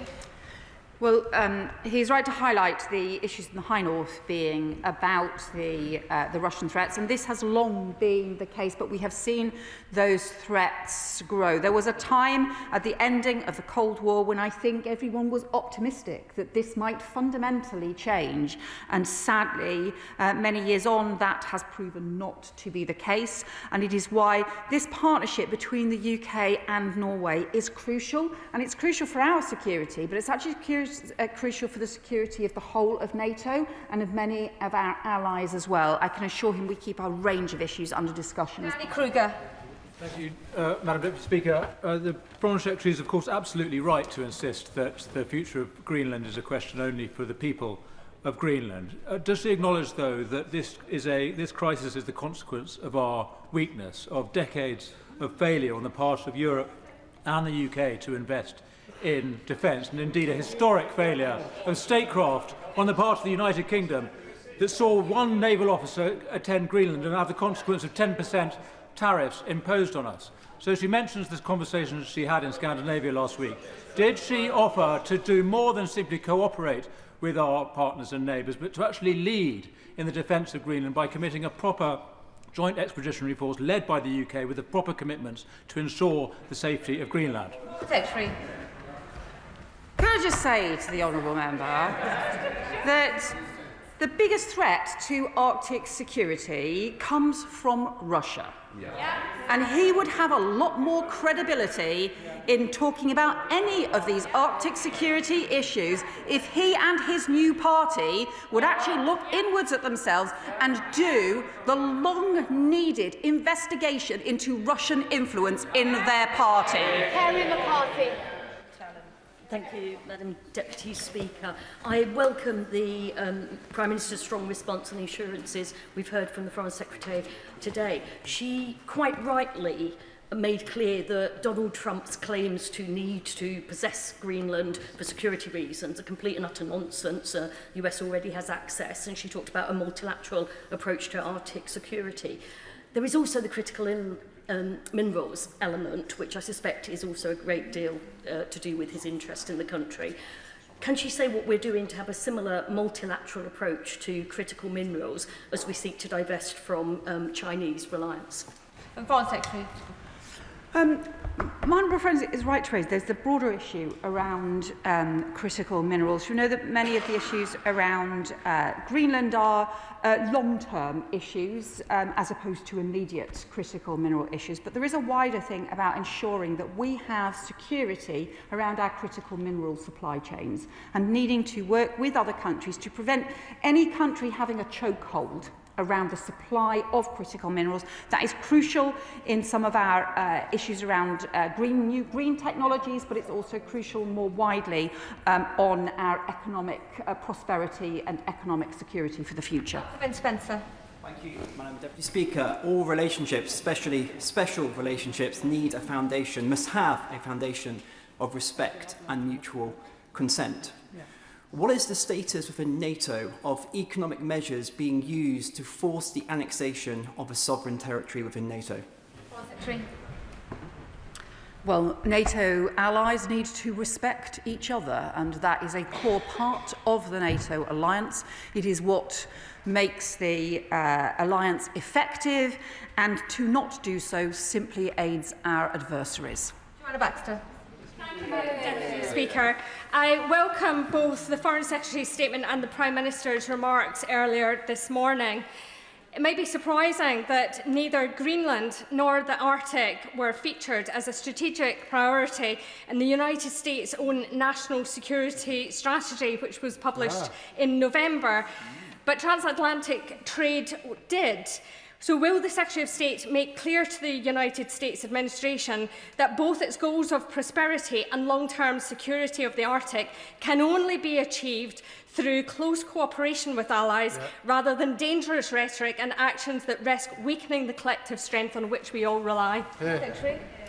I agree with my honourable friend because our economic prosperity for the UK, for Western Europe, for right across Europe, but also for North America, including the US, Canada as our other NATO allies, our prosperity is strengthened by trade rather than tariffs.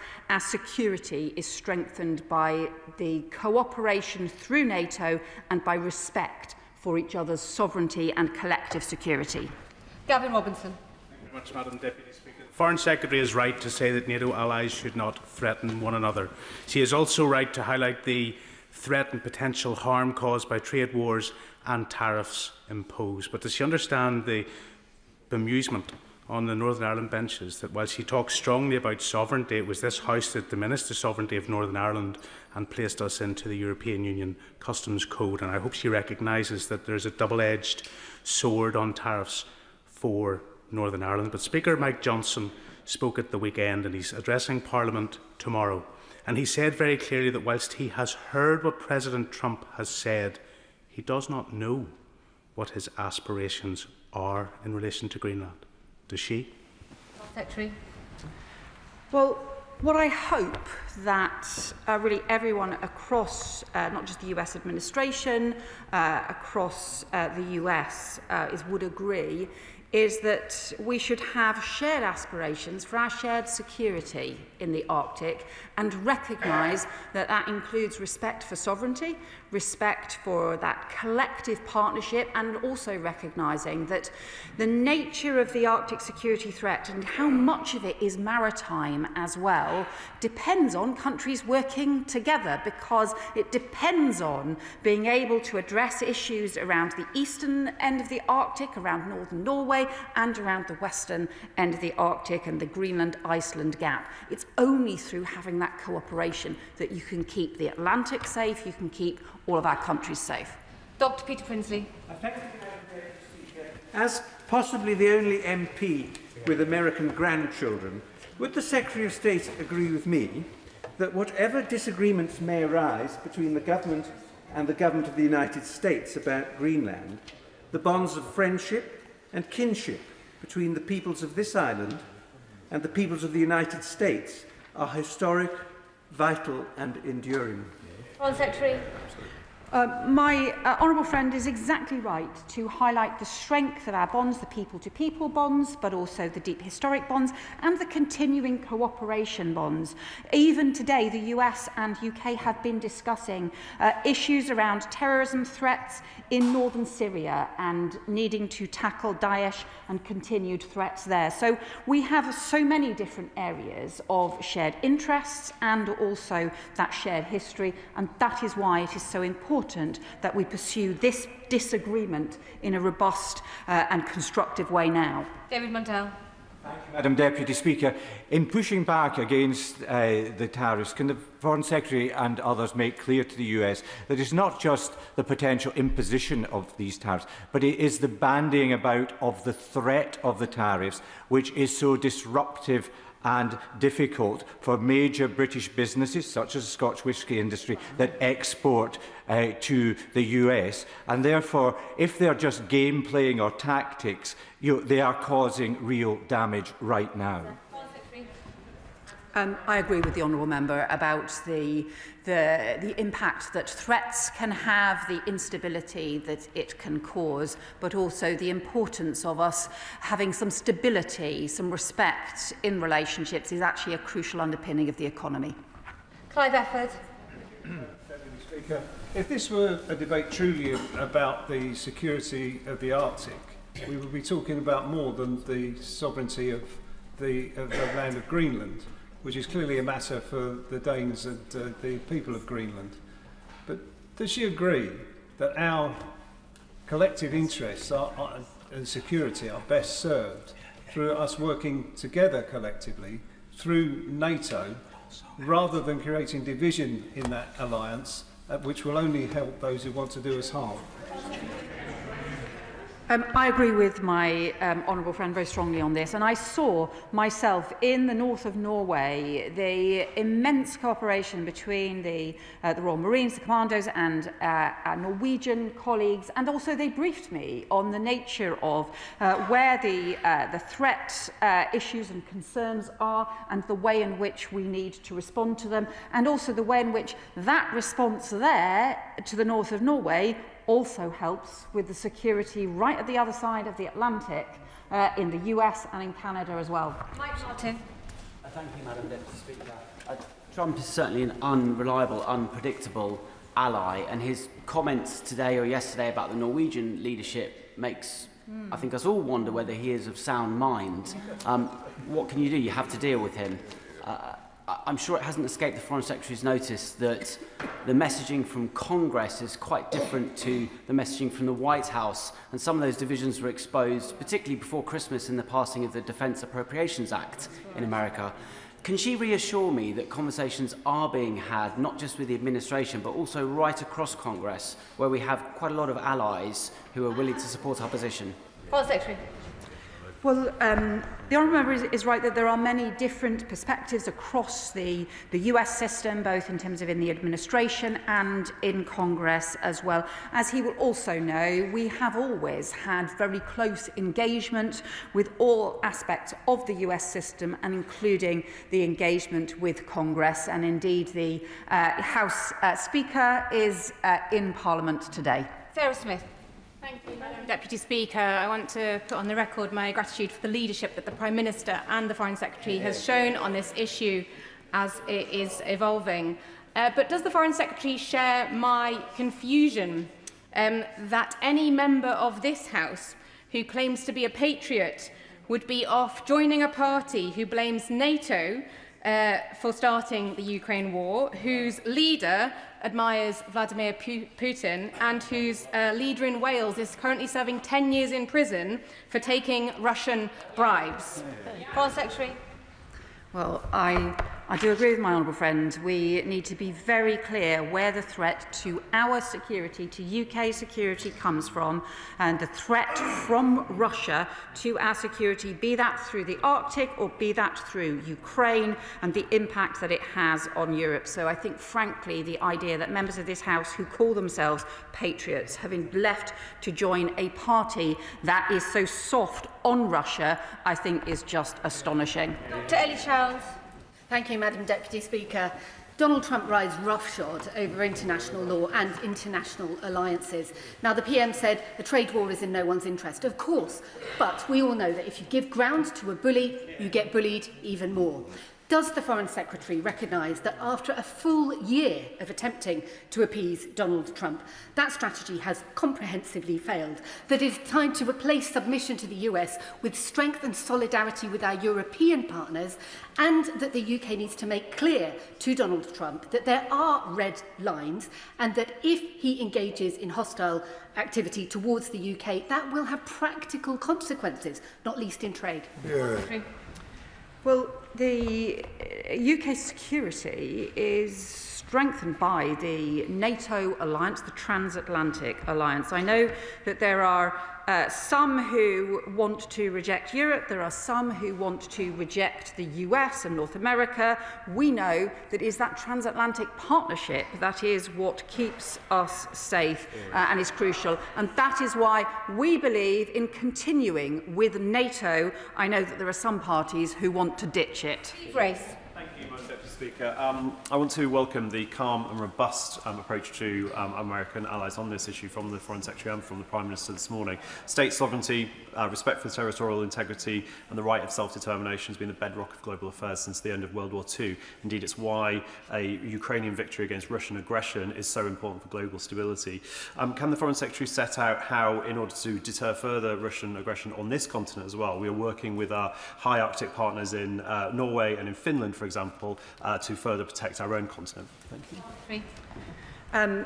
I welcome that from my honourable friend because the work we are strengthening, we're increasing we're doubling the number of UK Marines who are based in the north of Norway in the space of 3 years. We're building the new jointly building frigates in order to strengthen our Arctic security. And we are also working through NATO, but also beyond through the coalition of the willing and with the US on security guarantees for Ukraine, because that is crucial to delivering a just and lasting peace. Blake Stevenson. The Western world must remain united to keep us all safe from both Russia and China. Regrettably, we're far from united right now, and many of our constituents will be concerned about the risk to our country and critical infrastructure. At the same time as trying to reinvigorate our relationships with our NATO partners, should our planning assumption, our worst-case planning assumption now be that the USA may not be by our side if and when we need them in the future? And if it wasn't clear before this week, surely it's clear now that spending on defence must rise immediately to at least 3% of GDP. Does the Foreign Secretary agree? Yeah. Well, this government is responsible for the biggest increase in defence spending for very many years, and he will know that under the previous Conservative government, the level of investment in defence did not reach 2.5% throughout their period. And I think that the defence infrastructure was hollowed out for too long. It's right that we invest in it for the future, but it's also right that we build our partnerships. Dame Leah Griffith. Thank you very much. As the Foreign Secretary has already alluded to, the 1951 agreement allows the US to construct and operate military bases across Greenland, house personnel and control the movement of ships and aircraft. So will she do all she can to urge US counterparts to use this agreement to provide enhanced protection for NATO's northern borders and drop the outrageous idea of the threat of tariffs, which is causing very damaging uncertainty for our industry, and if implemented would not only hit our industry but would further fuel inflation for the US consumer? Foreign Secretary. My honourable friend makes a really important point, because the 1951 agreement has huge flexibility and provides for actually considerable joint working between the US and Denmark and Greenland on strengthening security in that part of the Arctic, and I know many countries will be keen to work with them on exactly that. And that's why we think the talks that had begun last week between the Danish Foreign Minister and also the US Secretary of State and Vice President were an important opportunity to be able to explore the 1951 treaty. Luke Taylor. Thank you, Madam Deputy Speaker. Diplomacy relies on rational actors, yet even the last fortnight we have seen Donald Trump declare that he is not bound by international law, only his own morality. He's deployed paramilitary forces against his own people, and he speaks of cancelling elections. How apt. We also see the unilateral kidnapping of the president of an independent country. We are not dealing with a rational man. He responds only to shiny baubles, as we've seen with the incredible saga of the Nobel Peace Prize. So I want to agree with the Right Honourable Member for North Dorset and ask the government if they will consider removing the King's visit to the United States and also a boycott of the World Cup to show Donald Trump that the only thing he responds to is his own pride. Secretary. Well, what I would say to the honourable member is that we have long, deep interests and partnerships with the US that go back through many years. The engagement that the Prime Minister has led with the US administration and with the President has led to important results, including billions of pounds of tech investment in the UK and also crucial security cooperation, for example, on Ukraine, with the development of security guarantees in support of the work of a coalition of the willing. But this is an issue in which we strongly disagree. And that's why the Prime Minister has made that absolutely clear. We will be very direct about the areas in which we disagree, and we will set those out, and we will also work with our allies intensively to address those, because the sovereignty of Greenland is a vital, important principle we will defend. Steve Witherden, after which I will call Steve Darling. Steve Witherden. Thank you, Madam Deputy Speaker. President Trump's threats to Greenland must be taken very seriously.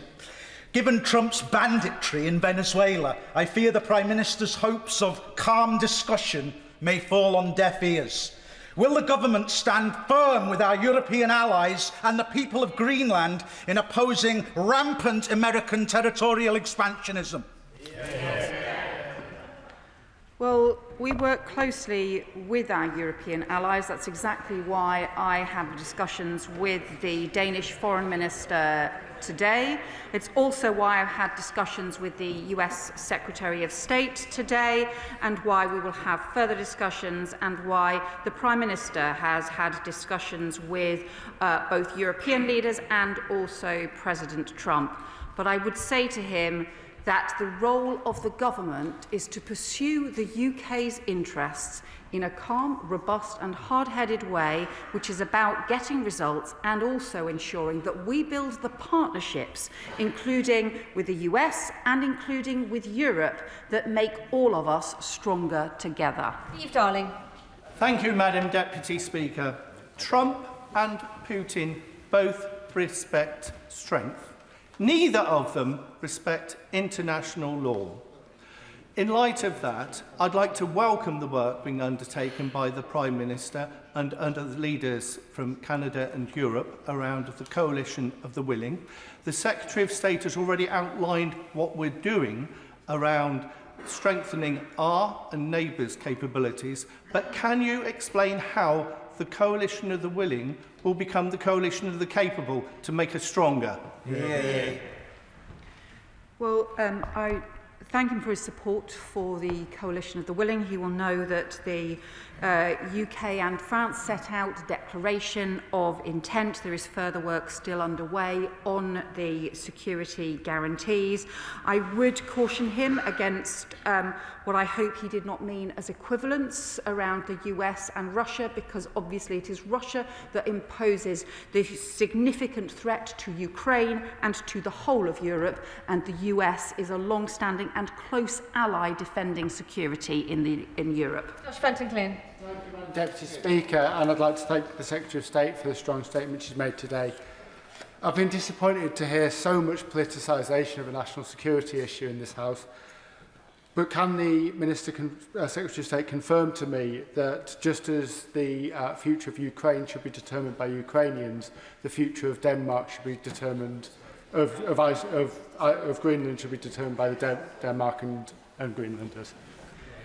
Well, my honourable friend is exactly right, that these principles of sovereignty and territorial integrity, it's underpinning around the UN Charter, but also around the rules that really underpin so many of our alliances, including the NATO alliance. At its heart is the very simple principle that the future of Greenland is for the Greenlanders and the Danes alone.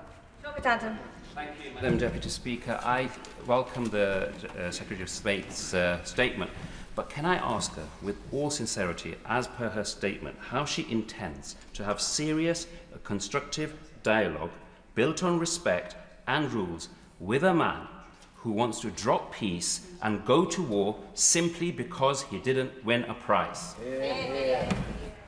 Well, we have a long-standing NATO alliance, a long-standing partnership, not just with the US, but also with Western Europe. We continue to discuss with the US issues affecting peace around the world.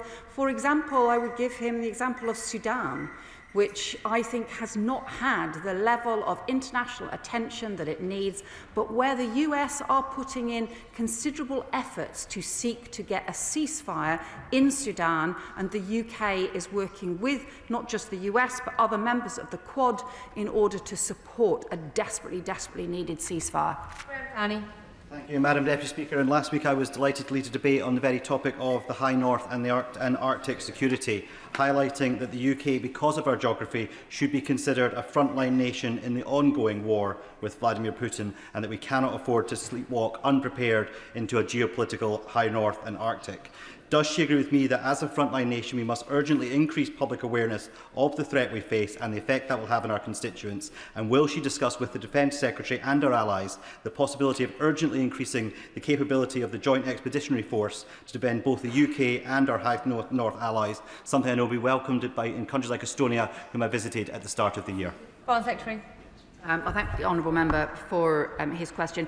One of the things that by increasing our presence in the north of Norway, increasing the number of Marines from 1,000 to 2,000 over the space of 3 years, that also helps support the Joint Expeditionary Force and is a crucial part of our cooperation across not just the Arctic but also the Baltic as well, and that work was welcomed both in Finland and Norway, where I was last week. Thank you, Madam Deputy Speaker. President Trump has stated that he no longer feels an obligation to think purely of peace.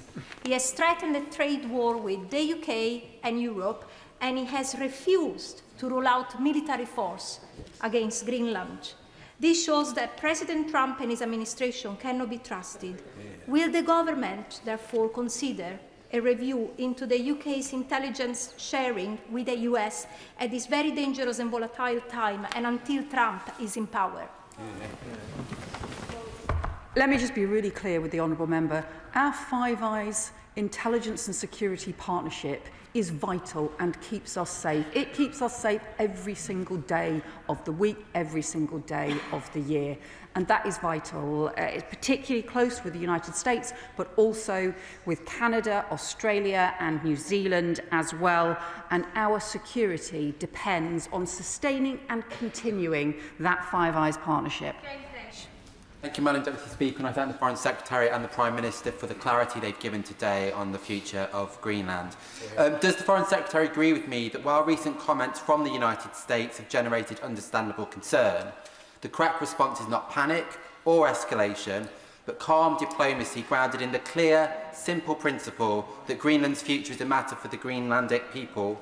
And secondly, does she agree that the real strategic challenge in the High North remains Russia and its militarisation and aggression, which NATO must continue to confront together as partners of and not opponents of the United States? I do agree with my honourable friend. We need to be purposeful in our response, and also that for all of us to recognise that the greatest threat to the UK's security and to the European security and also to North American security does come from Russia, and we have shared alliances. The US is a close partner in strengthening our security against Russia. Thank you. I absolutely agree with the sanctity of territorial integrity and how fundamental it is to sovereignty. And indeed, those are the principles which provide a powerful basis to challenge the US's posturing.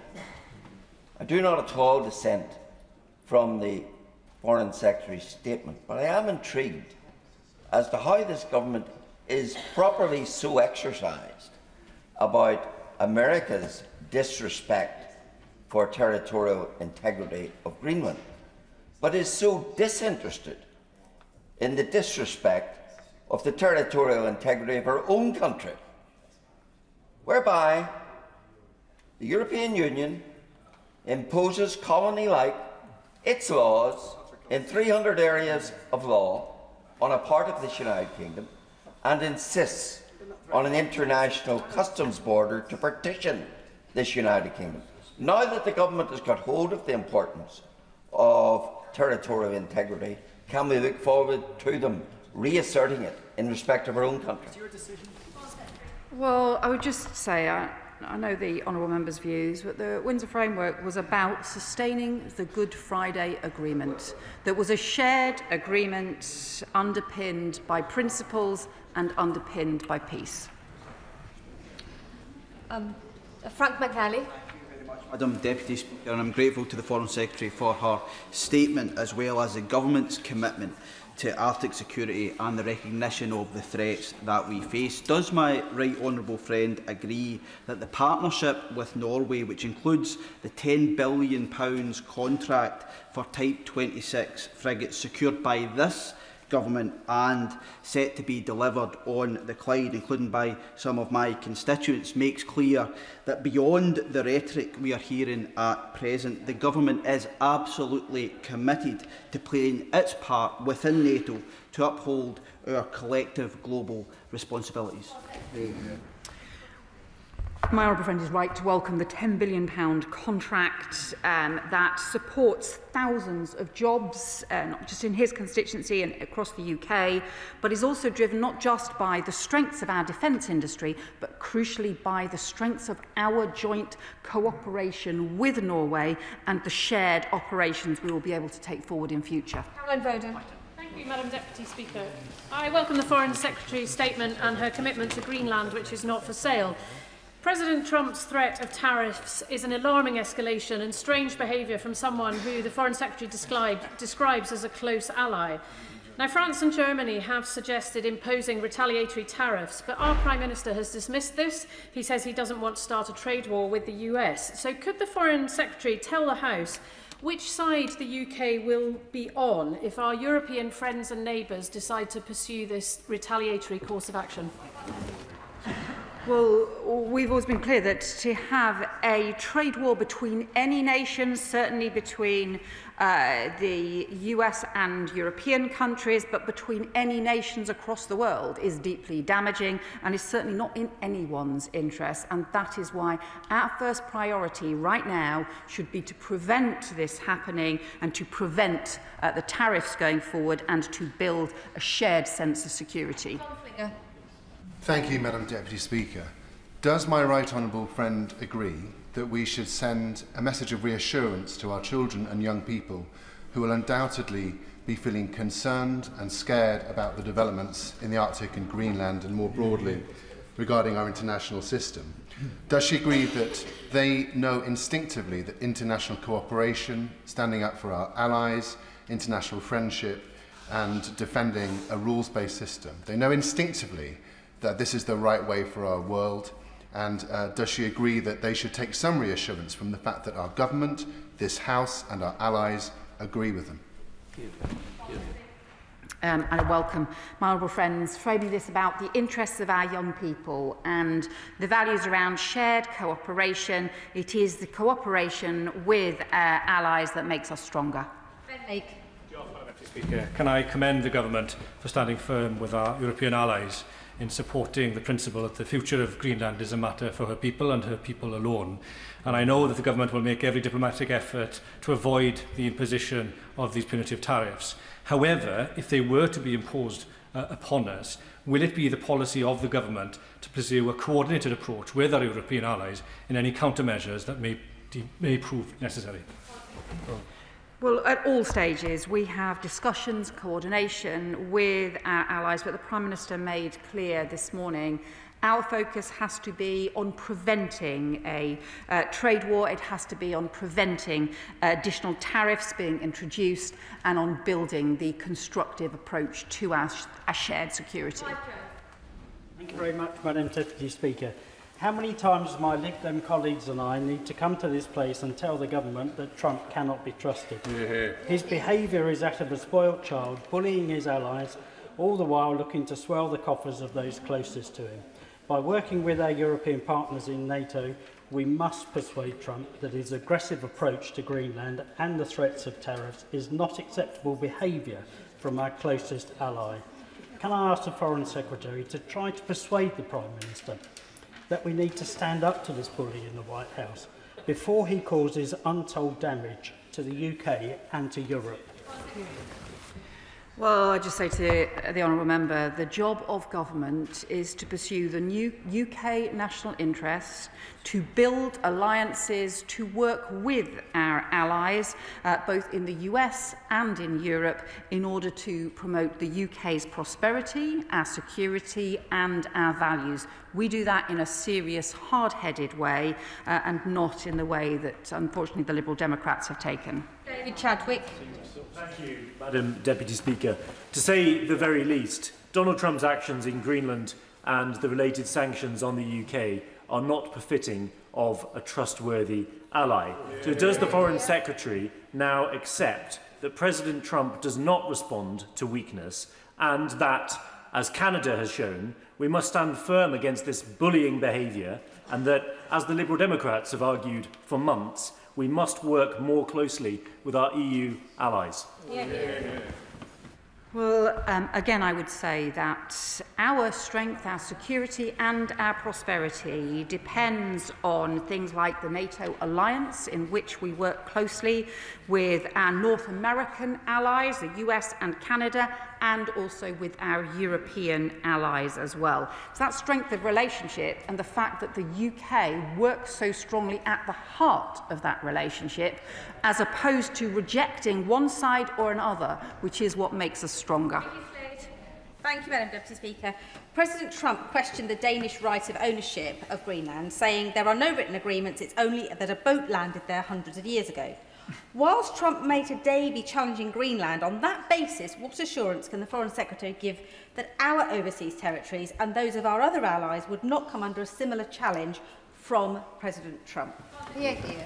Well, we have been very clear that the principle of sovereignty, of territorial integrity, is fundamental. That is why the Prime Minister has made clear our strong disagreement with President Trump on this issue, and not only that, the importance that we see of issues like Arctic security being collective ones, and that the threats is no way to treat allies. Thank you, Madam Deputy Speaker. The Prime Minister insists a trade war is in no one's interest, yet we know the US has declared sanctions on our economy in spite of the so-called special relationship. If these sanctions come to pass, I ask the Secretary what concrete measures will be put in place to protect UK businesses from their detrimental effects. Well, the Prime Minister has already discussed this issue with President Trump, made clear our position, and we are working through diplomacy, through continued different avenues to stress the importance of respecting sovereignty, the importance of collective security, and crucially the fact that tariffs benefit no one and are completely wrong in this situation. Much, Madam Deputy Speaker. The Secretary of State has rightly outlined the importance of cooperation with our allies over this serious issue. But as we've seen, there isn't a consistent approach on retaliatory tariffs. Can she describe to the House the discussions the UK government had with our European allies before ruling out retaliatory tariffs? Well, the UK is continuing to hold discussions with European allies, exactly as I have been doing today with the Danish Foreign Minister, and as the Prime Minister has been doing throughout the weekend, just as he also made clear our strong view to President Trump and our strong view to the US that we need to prevent these tariffs in the first place. We need to take action together to make sure that that happens. Thank you, Madam Speaker. Exactly 2 weeks ago, the Foreign Secretary told me that I was quite wrong to describe Donald Trump as a threat to liberal democracy. Since then, we've seen the horrifying shooting of Rennie Good, trumped-up charges against the chair of the Fed, and direct threats to Denmark and this country. Now, I understand that the Foreign Secretary cannot publicly agree with me, but if the government is serious, why aren't we seriously rearming, especially when that will help our economy anyway? And is the Foreign Secretary worried that the hour is getting too late to act? Well, I think the question that the honourable member was raising was about the increase in defence spending. Well, that is exactly what we are doing. We are investing. We have introducing the most substantial increase in defence spending for many years. I do think that under previous governments, the defence infrastructure was hollowed out, but that's exactly why we're increasing investment now. Dr Elpington. Thank you, Madam Deputy Speaker. A week or so ago, I asked the Foreign Secretary at the dispatch box, where was the red line? What was the Rubicon that would have to be crossed that would lead the UK to hang together with our values-based allies in opposition to the imperialist ambitions of Donald Trump? I have to confess I felt a brief moment of pride yesterday when I thought that Rubicon had been reached, but I've been filled with increasing fear today when I fear that we might again allow ourselves to be picked off. We might allow ourselves again to prostrate ourselves in front of the President as we beg not to be treaded upon. So I ask the Secretary of State again, the Foreign Secretary again, what is the Rubicon that would have to be crossed? And this is not just an academic question. We are, through our overseas territories in the Caribbean and in the South Atlantic, a Western Hemispheric nation. Is the red line the Falkland Islands? Yes. Well, I really would just say to the honourable member, what we have seen from our Prime Minister is a serious level of international leadership that is immensely important, a robust and hard-headed approach to the UK's national interests and to the way in which we achieve results, that has achieved results in a series of different areas, and also the way he has set out this morning the principles that guide us, including the strong defence of the principle of sovereignty, and that Greenland is for the Greenlanders and for the Danes for its future to decide. Ian Sollum.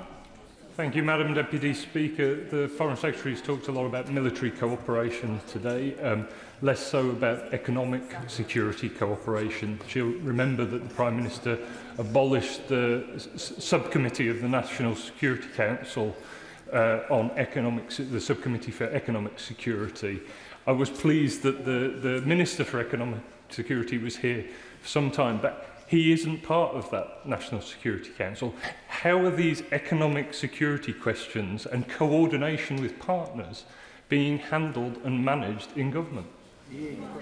So I can tell him that as Foreign Secretary, I take the economic security issues immensely seriously. It's why we are strengthening the work around critical minerals and the economic security that comes from international supply chains. And he will know that there are issues around critical national infrastructure that also underpin our economic security. So this is taken immensely seriously right across the government, including on the National Security Council. Final question, Jim Shannon. Thank you very much. Can I thank you, Madam Deputy Speaker, for your patience in getting us all in. Much appreciated. Can I also thank the Foreign Secretary for her statement.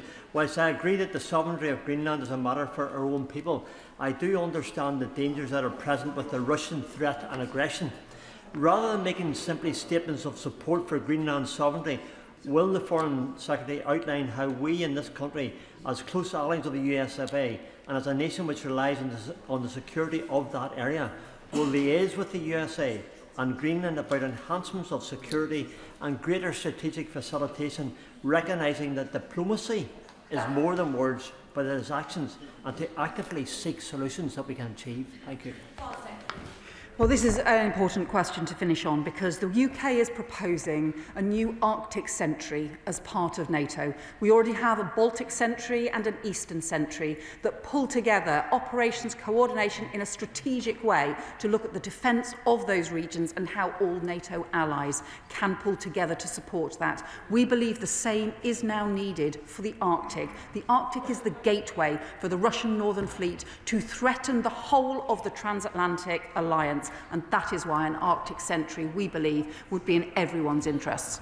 That is end of the statement on Arctic security. I'll give the front benches a moment or two to shuffle over as we prepare for our second statement. The second statement is on Public Office Accountability Bill. Minister. Thank you, Madam Deputy Speaker. With your permission, I will make a statement on the next steps for the Public Office Accountability Bill, also known as the Hillsborough Law. As members will be aware, the bill was due to return to the Chamber today for the Commons' remaining stages. From the very beginning, we have been clear. This is a bill for families, and it must have their voices and their views at its heart. We remain absolutely committed to making the meaningful changes for the families of Hillsborough, the Manchester terror attack, the Grenfell Tower fire, the sub-postmasters, and sadly, so many more. This bill is about something very simple: what people should be able to expect from the state when the worst sadly happens. Candour, transparency, frankness, and a system that stands with families, not against them. Not a battle against the full might of the state, and that is why this bill is so important and is so long overdue. And it is why we will always be open to listening. At second reading, the Prime Minister made a commitment that this bill would not be watered down, and that any changes made to the bill will only strengthen it. We have always been clear that the Hillsborough Law will apply to all public authorities, including the intelligence services. And at second reading, the Prime Minister was clear that the duty of candour would need to apply differently to the intelligence services in order to get the right balance between transparency and national security. Last week, the Government brought forward several amendments to strengthen the bill, including to extend the duty of candour directly to individuals working for the intelligence agencies, as well as to the authorities themselves. This was a direct response to the concerns raised by MPs and the campaigners. There have been reports in the press that the Government wanted to water down aspects of the bill, and I want to take those claims head on, because with respect, that was never ever our intention. It is not what the amendments we proposed would have done. The amendments aim to strengthen the bill by extending the duty to individual employees of the intelligence services, as well as to the services as organisations. However, it is clear from our conversations with the families directly and the stakeholders that there are concerns about how the accompanying safeguards we proposed will work in practice. There will be questions on why we could not find a solution and why we need to delay when families have been clear on their views. I want to be clear that this is an incredibly complex area of policy. Across government, we must think about all of the possible scenarios and unintended consequences for national security, and then work together with Parliament, the Intelligence and Security Committee, the campaigners, and most of all, the families, in order to find a way through. It is right to acknowledge that this is not a simple issue to resolve, but we are absolutely committed to the principles of this bill. Ensuring clear standards for all public servants and accountability for anyone who seeks to lie or cover up the truth. At the same time, our primary duty as the Government is to keep this country safe and secure. We must be able to assure our citizens and our allies that national security information will always be protected. The Government remains resolutely committed to finding a way forward on this issue, and that is why we have taken the decision to delay the remaining common stages of the bill so that we can find a solution that we bring forward in this House. This pause is not a step back from our principles. It is a commitment to getting this right. I know families have waited too long already, and this decision is not one we took lightly. But we believe it is better to take the time needed to resolve these complex issues rather than rush this bill through. Madam Deputy Speaker, I want to place on record my deepest thanks to the families and the stakeholders for all of their continued work with us. It has been the biggest privilege for me personally to have had the opportunity to get to know them and to work alongside them over the past year. In particular, to Margaret Aspinall, to Charlotte Hennessy, to Sue Roberts, Steve Kelly, Jenny Hicks and Hilda Hammond, who I now personally count as my friends, and I hope that they feel the same. This bill is about restoring trust between the public and the state. That trust cannot be demanded, it must be earned. It must be earned by showing the families that this legislation is not about appearances, it is not about headlines, it is not about being seen to act, it is about making real and lasting change. By listening to the families and by taking the time to get this right, that is exactly what we are doing. Because when things go wrong, the truth must come out. Accountability must follow, and families must never, ever again be left to fight or walk alone. And that is what this bill will achieve, and I commend this statement to the House. Shadow Secretary of State, Nick Timothy. Thank you, Madam Deputy Speaker. What an absolute shambles. They've had long enough to work this out. The campaign for a Hillsborough law started 10 years ago in 2016, and Labour MPs started campaigning for it a year later in 2017. In 2022, the Prime Minister adopted it as a formal Labour policy. In 2024, he put it in his manifesto. He promised it would be one of his first acts as Prime Minister. And here we are today, after another set of rushed amendments, with yet another delay, another promise to get it right, and absolutely no idea about what they're going to do, or even when they're going to do it. This problem was not some bolt out of the blue, an unforeseeable surprise. How the bill applies to the intelligence agencies is an obvious question that has been known for years. But it's a question the Prime Minister, the man they used to call Mr. Forensic, never thought to answer. Instead, he did what he always does. He made the campaigners one promise, and he made the intelligence agencies another. That's why, when report stage was due last week, they pulled it. It's why, when it was due again today, late last night, they pulled it again. And it's why just now the Minister was unable to say when the government will bring forward its next attempt to get this right. In the bowels of Whitehall right now, they're trying to draft their way through the problem, trying to find a form of words that will satisfy the campaigners and the spooks. But I have news for the Minister. Madam Deputy Speaker, you cannot draft your way out of this problem. It's a choice. If the Prime Minister believes it's dangerous to apply this law to the intelligence agencies in full, just the same as to other public bodies, then he simply shouldn't do it. He needs to make a decision. So I have 5 questions for the Minister. I'm not asking for classified information, so she needn't use that defence. But these are reasonable questions she can answer. 1. By what specific date will the government return to Parliament with a new amendment to address this question? 2. Does the government still believe it's appropriate for the heads of the intelligence agencies to determine what information is provided to an investigation? 3. If the government believes somebody else should decide, who do they think that should be? 4. If the government believes the decision rightly lies with the intelligence agencies, and this is necessary for national security, are ministers prepared to assert this difficult truth to the campaigners? And 5. What representations has the government received from the governments of other Five Eyes countries who do not have laws like this? 5 questions, 5 clear answers needed. Because, Madam Deputy Speaker, after all this time, we deserve answers for the families who have suffered terrible tragedies, for the brave men and women who work every day to keep us safe, and for the country as a whole. This completely avoidable situation is the fault of a pointless Prime Minister who has no idea of what he wants to do and no idea of how to do it if he did. He made a promise, but he had no idea of how to keep it. And he didn't make it once, he made it 5 times in this House alone.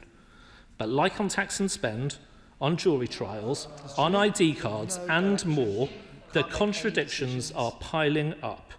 They talk about a duty of candour, Madam Deputy Speaker, but if the Minister shows some candour now, she will admit that this has been, from start to finish, an absolute mess.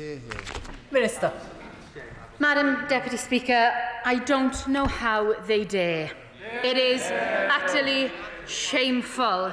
I know that the Shadow Secretary of State knows how complex this all is and how much this means to everyone involved. Yet his family did nothing about this, did nothing to solve this issue, nothing for the families or to bring forward a duty of candour. So he asks me to be candid. I will be candid. This is about righting an injustice, about preventing people wronged by injustice from going through this absolute hell. So to try and make political hay from this is disgraceful, and he should be called out for it.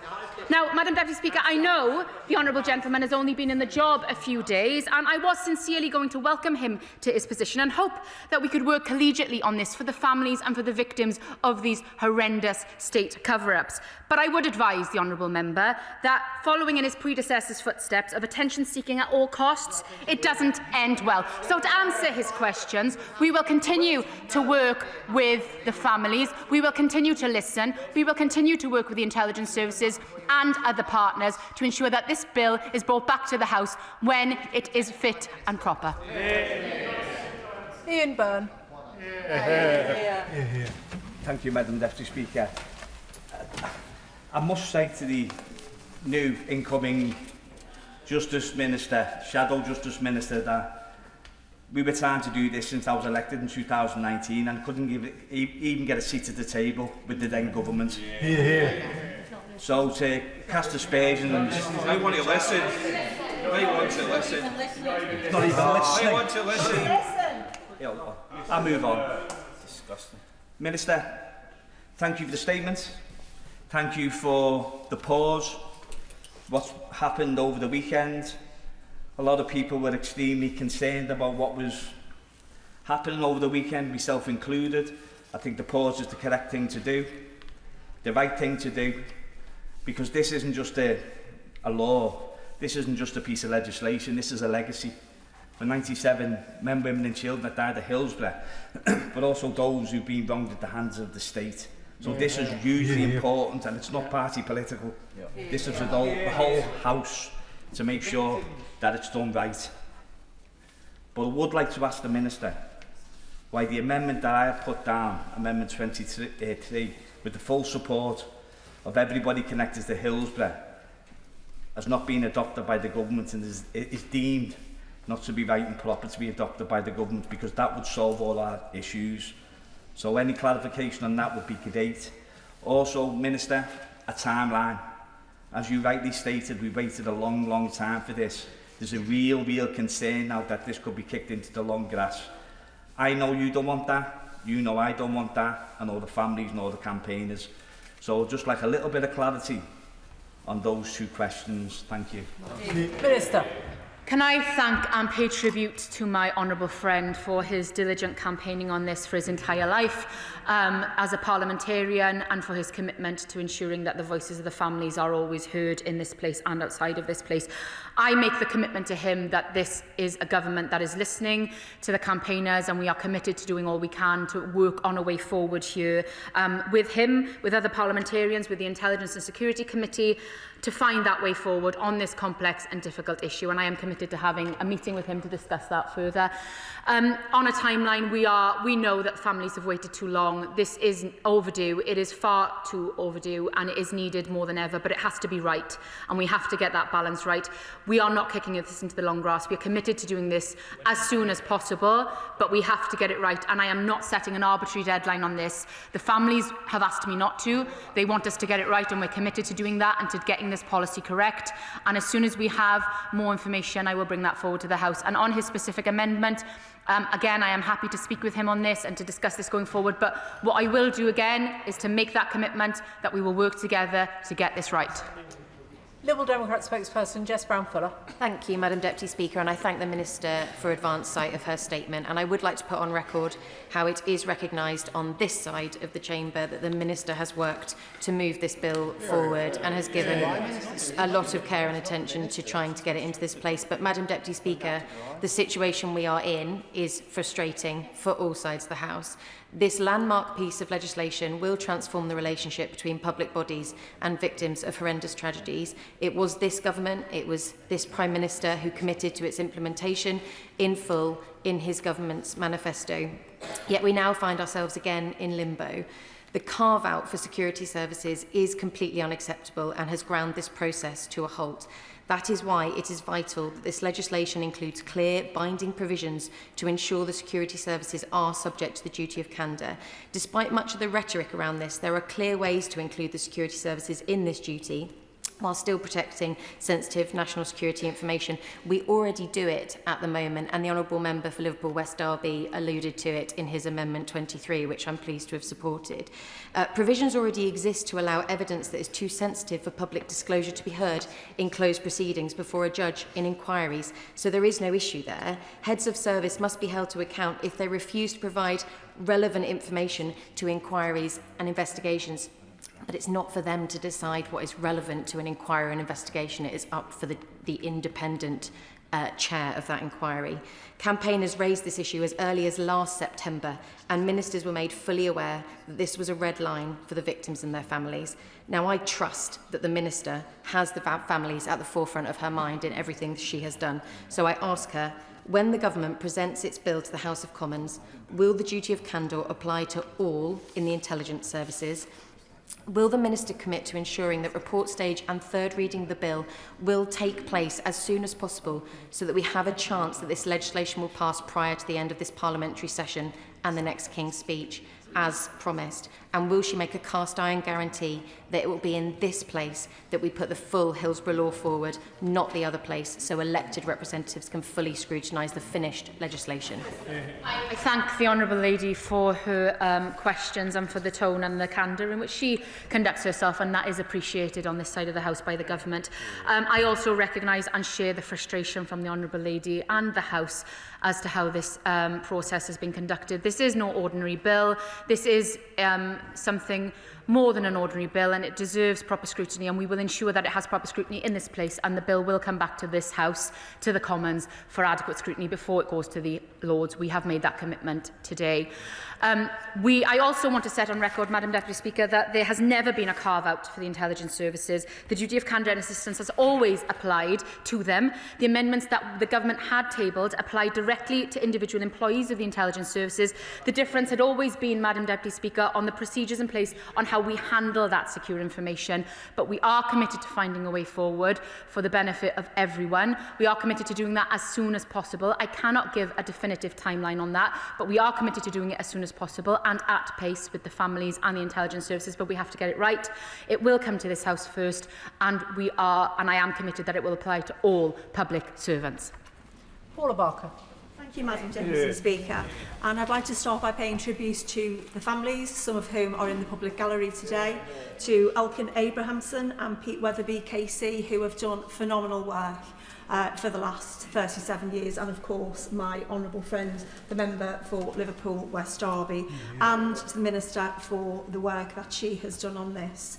Whilst I am pleased that the Government has paused proceeding on the Hillsborough law, I am increasingly concerned at the direction of travel.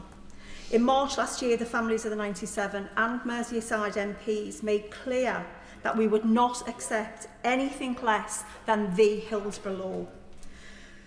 We all understand the importance of national security, but this bill is not incompatible with national security, and as has already been said, provisions already exist. And nobody, Madam Deputy Speaker, quite frankly, is above the law.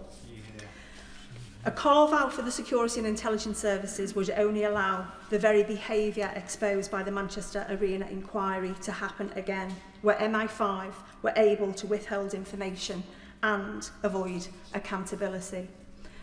The Minister has been very patient with her responses, but I would urge her to please continue to work with the families, continue to work with Elkin Abrahamson and Pete Weatherby, and please, Minister, bring the Hillsborough law back to this House so we can all pass it, because as a Liverpool MP, it would devastate me to vote against the Hillsborough law.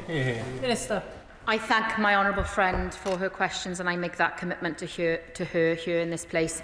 The Prime Minister was clear at second reading that the bill, as introduced, was one that was agreed with Hillsborough Law Now and families, and it would not be watered down. We will do all we can to strengthen this bill. We will continue to work with the families, and I also want to pay tribute to Elkin Abrahamson and to Pete Weatherby, who the Government met with this morning to discuss the next steps forward. We met with the families again today to discuss continuing collaboration, and that will continue. The families will be at the forefront of this going forward, because this is their bill, this is a legacy, and we want to ensure that we do right by them and we bring forward the Hillsborough law.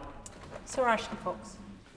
Thank you, Madam Deputy Speaker. Can I thank the Minister for her statement and ask her for 2 points of clarification? Does she believe it's appropriate for the heads of the intelligence services to determine what information is provided to an investigation or someone else? And does she accept that in the early stages of this bill, the government was clear it would not be possible to make the bill applicable to individual agents? How can the House have confidence that it can now do that without creating unacceptable risks to national security? Thank you. The primary objective of this government, and I hope every government, Madam Deputy Speaker, is to protect national security and to keep our citizens safe, and that is the utmost of importance to this government and to this Prime Minister, and we will continue to apply that.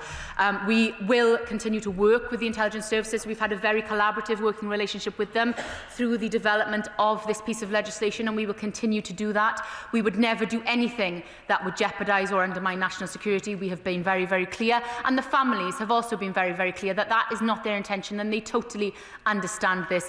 We do think there is a way forward. The government brought forward amendments to apply the bill to individual agents, and we did that by working with the heads of the intelligence services directly and working with the security services, and we will continue to work collaboratively with them and the families on finding a way forward. Annalise Midgley.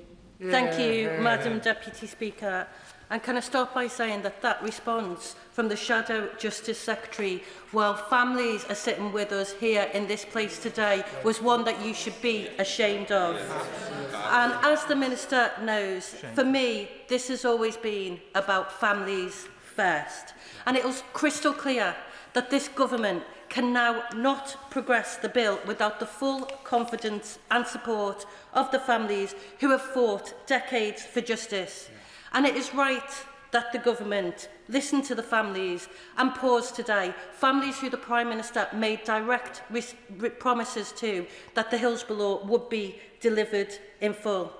But any amendment that fails to satisfy families on the duty of candour of individuals in the security services is a red line for me and for so many other colleagues in this place. So will the Minister promise me that she will work like the clappers with the families to bring forward an amendment that has their full support and deliver justice for all victims of state cover-ups, so we can finally say never again? I thank my honourable friend and commend her for all of her tenacious campaigning on this. She has been a true champion for the Hillsborough families and for all of the families impacted by state failure and state cover-up, and she is a true friend to everyone, ensuring that their voices are heard in this place.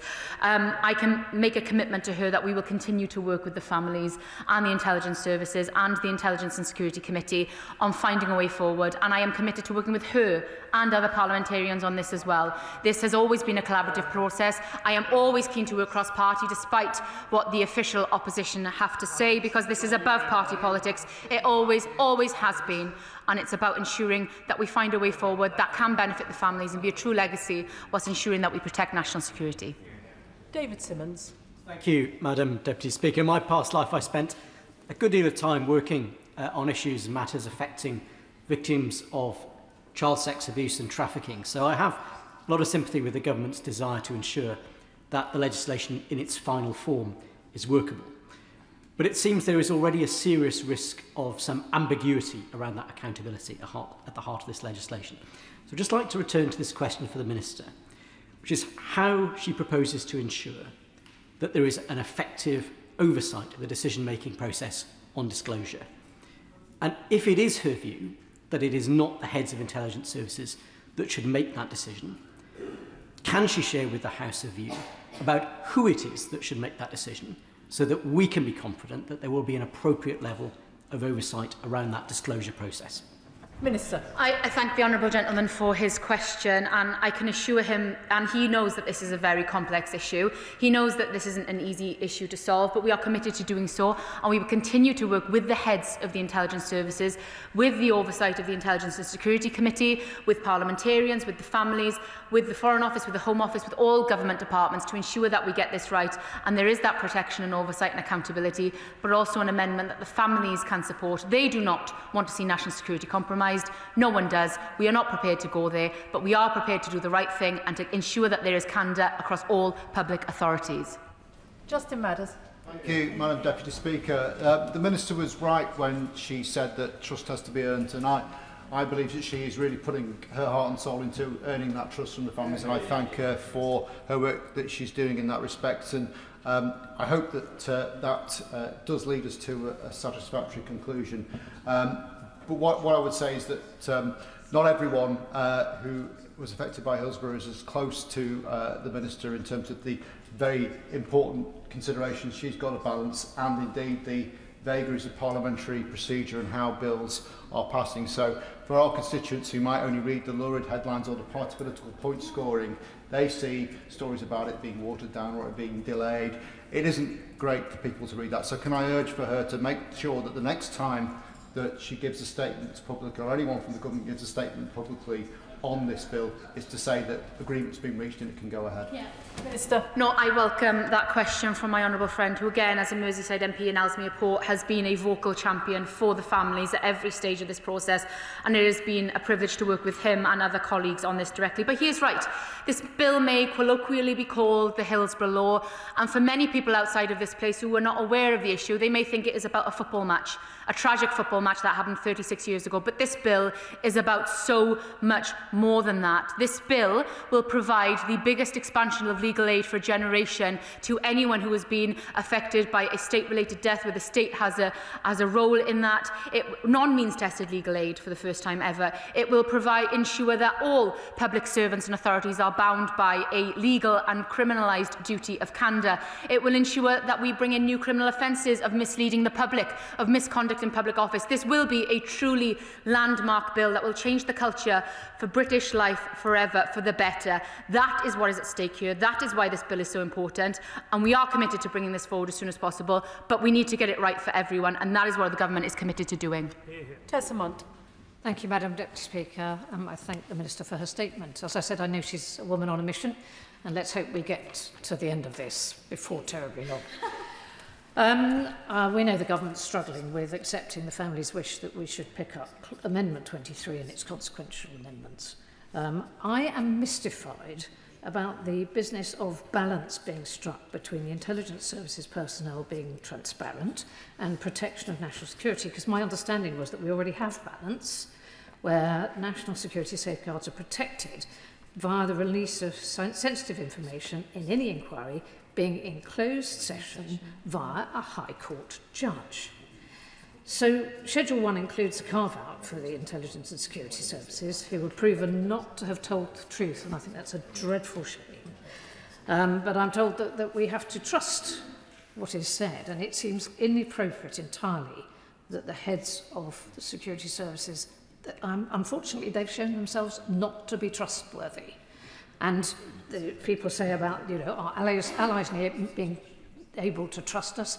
If the heads of security services are lying, I don't know how our allies are meant to be able to trust us. But anyway, I wanted, please, just to ask the Minister, what is the problem with Clause 23? It's been put together by Pete Weatherby, Elkin and others, and the families support it.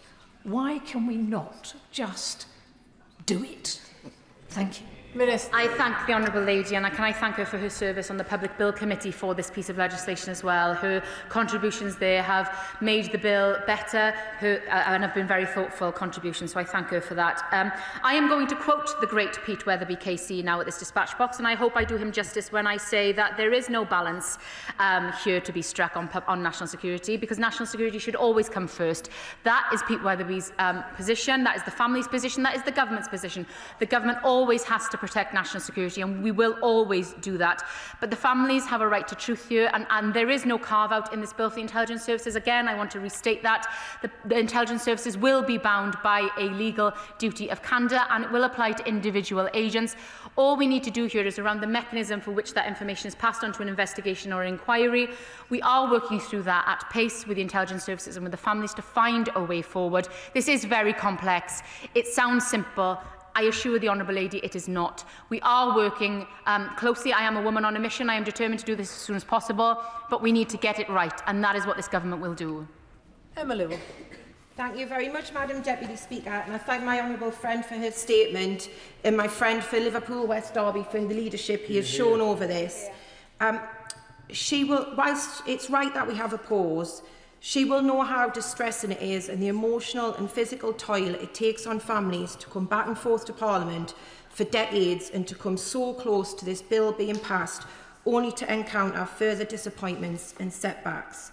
This is the only experience my constituents, whose children were killed in the Manchester Arena attack, have of the meetings they have had overall in Parliament to date. So can she assure us when the bill comes back, every single part of it is absolutely done with the full involvement and support of campaigners and families involved, and that there will be no more short notice, unexpected amendments from the government? Thank my honourable friend for that question, and I want to place on record my sincere thanks to her for all of her tenacious campaigning on behalf of her constituents who have been through the unimaginable pain, trauma and grief of losing their children in the most horrific circumstances and then being denied the truth. It was a privilege to meet with her constituents with the Prime Minister last week and to hear their truth, and I thank them again from the dispatch box for sharing their pain with us and hearing directly from them about why this bill is so important and why we need to get it right. Hearing their truth and hearing from the families is exactly why the government has taken the decision to pause this legislation, so that we can get this right, and we are determined to do that by working with the families, hearing from them, working with the intelligence services on getting this right, and we are determined to do that. Ben Obsejecti. Looking at the wider implications of the bill, the Minister talks about the intelligence services. Could she confirm whether there's a carve-out for military intelligence services in any way? And also, looking at that more broadly still, will it also apply to special forces operations and personnel, and will it be applied retrospectively? Minister. Yeah, I thank the honourable gentleman for his question, and it's important to put on the record that there is absolutely no carve-out here. This bill will apply to all public authorities, including the armed forces, all intelligence services. There is no carve-out here. We have worked very collaboratively with our armed forces, with the Ministry of Defence, in the designing and the creation of this legislation, and we will continue to do so. As I've said, the first primary objective of this government is to protect national security, and we will do that at all costs. That is the primary objective, but we also need to make sure that the families' experiences are reflected in this bill and we get the legislation right, and that is exactly what we will do. Live effort. Thank you, Madam Deputy Speaker. I welcome the delay in this bill. I think too often governments soldier on even when they're not getting things right, and that leads to bad legislation, and this is something we should get right before we send it to the other place. And as my honourable friend, I've promoted him, my honourable friend for Derby West has said that this is not just about the Hillsborough families, and I pay tribute to them for what they have done on behalf of others who have been wronged by the state, but it's also, as chair of the all-party parliamentary group on contaminated blood, it's the people who were wronged in that scandal. It's also the nuclear test veterans and many, many others, the Horizon scandal in the post office. And what they've all shown us is that the state will lie to defend itself. And we do need this duty of candour for all, including the security services who can give evidence in camera, that they tell the truth to the public when they get things wrong, so that we can learn from it and move forwards. Minister. No, I thank my honourable friend for that intervention and for his comments there. He is right. This is a bill for everyone who has been wronged and who has been lied to and has been subject to failures of the state when the state was meant to protect them. This is for much more than just the Hillsborough families. This is for those of contaminated blood, as he mentions, for the lab rats, for the sub-postmasters, for the victims of the Grenfell tragedy, and sadly many more, as I have stated, but also sadly for every citizen in this country who potentially could be caught up in as a result of this. This is looking forward to ensure that we get this right for decades to come, to ensure that when something goes wrong, the state that is meant to protect you and to tell you the truth, to be open with transparency, frankness and candour, does just that, Madam Deputy Speaker, and we will ensure that the bill does that before it leaves the Commons. Seamus Logan. Thank you, Madam Deputy Speaker. I'd like to pay tribute to the Minister for the constructive and collaborative and collegiate way in which she has worked, and also endorse the remarks of the member for Liverpool West Derby. But that, I'm afraid, Madam Deputy Speaker, is in stark contrast with the disgraceful words from the Shadow Minister and his behaviour this evening in this debate. This whole process has been marked by parties of all shades and hues working together. And in that spirit, I want to reassure members of the Hillsborough families that that is the way in which we have proceeded on the work in association with this bill, and will continue to do so. Now, my question to the Minister is very simple. I endorsed Amendment 23. I think it's very sound. And Pete Weatherby has also endorsed my Amendment 20, which gives a very simple role for the Intelligence and Securities Committee. And so I'm asking the Minister, when we see the next draft, will there be a role for the ISC in this bill? Minister. I thank the honourable gentleman for his question and for his comments. And I want to pay tribute to him for all of his collaborative work, his collegiate tone, and for all of his constructive work on the Bill Committee. He served on the Public Bill Committee, and the bill is better for that, so I thank him. This bill is above party politics. This bill has always been above party politics, and anyone seeking to use this bill for political gain, it is truly shameful and disgraceful, because this bill is all about the victims and their families, and it always will be. I will ensure that we continue to work with him, the SNP, the Liberal Democrats, and any party that chooses to do so collaboratively as this bill goes forward. I can assure him that there will be a role for the ISC in this bill, and we will work with all partners, agencies, to ensure that we get this bill right. Dame Neil Griffith. Thank you very much indeed, Madam Deputy Speaker. Well, I thank the Minister for her update and indeed her acknowledgement of the importance of the families who've suffered so much and campaigned so hard being satisfied with the final wording of the bill. But what assurances can she give us that the government will provide the leadership, the training and the resources to change the culture of cover-up and minimalist responses and make sure that people get the full truth first time round?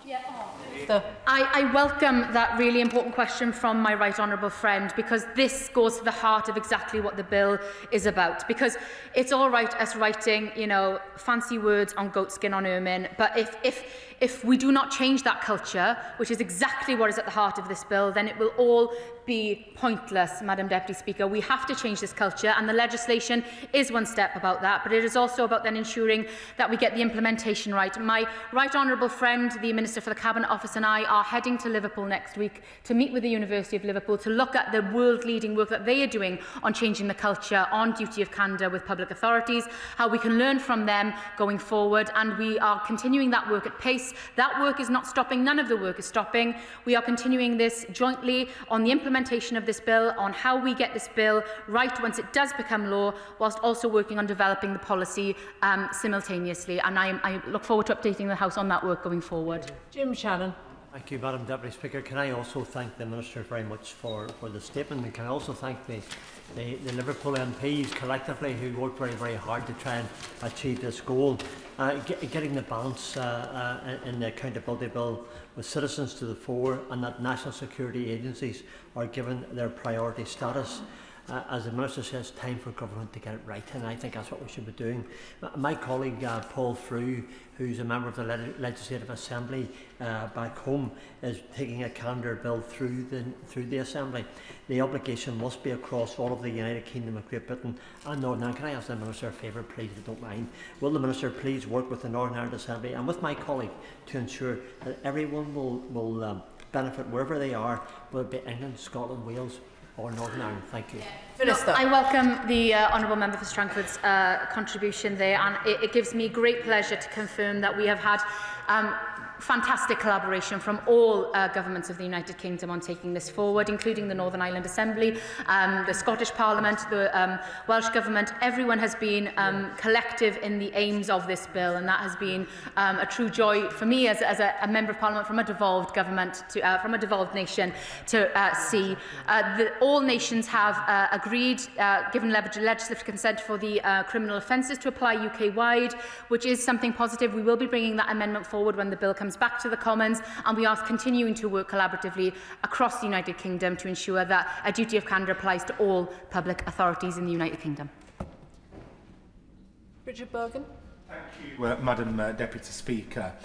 The campaign for the Hillsborough Law, not a Hillsborough Law, has been the greatest and most defining campaign for justice led by ordinary people in the modern era in this country. And I'm very pleased that the government pulled back at the weekend from what would have been, regardless of any good intentions, a betrayal of that campaign. The choice that the government now makes, the choice that the Prime Minister makes, I think, will come to define the Prime Minister's domestic legacy when all is done and dusted. And so, can I just ask the Minister to put on record the understanding that for those of us with a closer proximity to power than maybe the people who have campaigned courageously for this law, there is a tendency to be too trusting of others in powerful institutions. The security services sometimes let people down. The security services sometimes don't effectively protect the lives of people in our country. So a duty of candour should apply to them too. And can I just finish by saying, can the Minister confirm that my honourable friend, the member for Liverpool West Derby's amendment is not off the table, but will now be fully and properly considered before it comes back to this House? I thank my honourable friend for his questions and his comments there, and I want to reassure him and everyone again that the duty of candour will apply to all public servants, including the intelligence services, including individual agents. That is the intent, and that will be in this legislation. We will work with my honourable friend, the member for Liverpool West Derby, to ensure that we get this right. We will work with the families who have had that lived experience. The Prime Minister has heard from them directly about why it is so important that the intelligence services are captured, and they will be, by the duty of candour in this legislation, and we will work together to ensure that we get the legislation right. Douglas McAllister. Thank you, Madam Deputy Speaker. Can the Minister update the House with respect to progress made in her positive discussions with the Scottish Government relating to the provisions of non-means-tested legal aid? Will Scottish families enjoy the same access to justice as the rest of our United Kingdom, and at the same time? Minister. I thank my honourable friend for that question, and again I want to thank him for his service on the Public Bill Committee for this piece of legislation. It was fantastic to have another Member of Parliament from a devolved nation represented on the Bill Committee to discuss and talk about why it's so important that everyone in the United Kingdom should benefit from this legislation. I am pleased to confirm that the Scottish Government have indicated that they would like to be part of the mechanism for legal aid, and they've asked us to include them in this legislation, and those discussions are ongoing. It will, of course, be for the Scottish Government to determine their methodology of how they determine who gets legal aid for their fatal accident inquiries and inquests, and those discussions will be ongoing. But we have had very positive discussions with the Scottish Government. Josh Fenton-Glynn. Thank you, Madam Deputy Speaker. I travelled through Manchester Victoria Station on the day of the arena bombing, and I saw the young people on their way into that concert. They were young, vibrant, excited, happy, all the things that they deserve to be, doing the most normal thing in the world, going to see a concert. And it was one of the most shocking moments of my life a few hours later to hear that they've been the victims of a terrorist attack. And it is painful to me that they were let down by the state, by false narratives. And a decade later, almost, I'm glad that the families are being listened to. So can I thank the Minister for her assurance that we're going to take the time to get this right? And can she please confirm that the voices of all the victims and all the families of state cover-ups and of these tragedies are at the centre of any legislation that comes forward from this point on? I can indeed confirm that, Madam Deputy Speaker. And I thank the Minister for her statement this afternoon. The Clerk will now proceed to read the orders of the day. Public Office Accountability Bill as amended in the Public Bill Committee to be considered tomorrow. Bill to be considered tomorrow. Motion number 2 on local government. Minister. We now come to motion number 3 relating to the Finance Committee. Jen Kitchen to move. I beg to move. The question is as on the order paper. As many as of that opinion say aye. Aye. Of the contrary, no. I think the ayes have it. The ayes have it. I beg to move that this House do now adjourn. The question is that this House do now adjourn. Vicky Slade. Thank Thank you, Madam Deputy Speaker. I'm pleased to have secured this debate on the disclosure and barring service. It's my hope that I can shine a light on some of the shortcomings of the current system and that the Minister will consider some of my proposed improvements so we can help families to protect their loved ones, reduce the burden on voluntary groups and speed up employment processes. Tonight I want to make the case that the DBS system as it currently operates is not fit for purpose. Its loopholes cost lives, undermine trust and leave families exposed. In its current form, the DBS introduced enhanced checks which include not only a search of the individual's criminal record but also checks against barred lists, providing a more comprehensive assessment of an individual's suitability for specific roles, especially those involving vulnerable groups. It's an integral part of employment in appropriate sectors and should offer assurance to families as well as employers and voluntary organisations. When a parent drives away from a dance class, a scout group or a swimming lesson, they assume that the organisation has established that the employee or volunteer has no criminal record and does not present a risk to their child.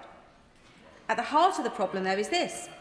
Thousands of roles involving unsupervised contact with children or vulnerable adults are eligible for DBS checks but are not required to have them.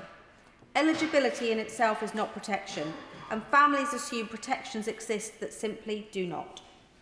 I want to start by sharing the tragic story of Lauren, a promising performer who lost her life in 2020 after an accidental drugs overdose.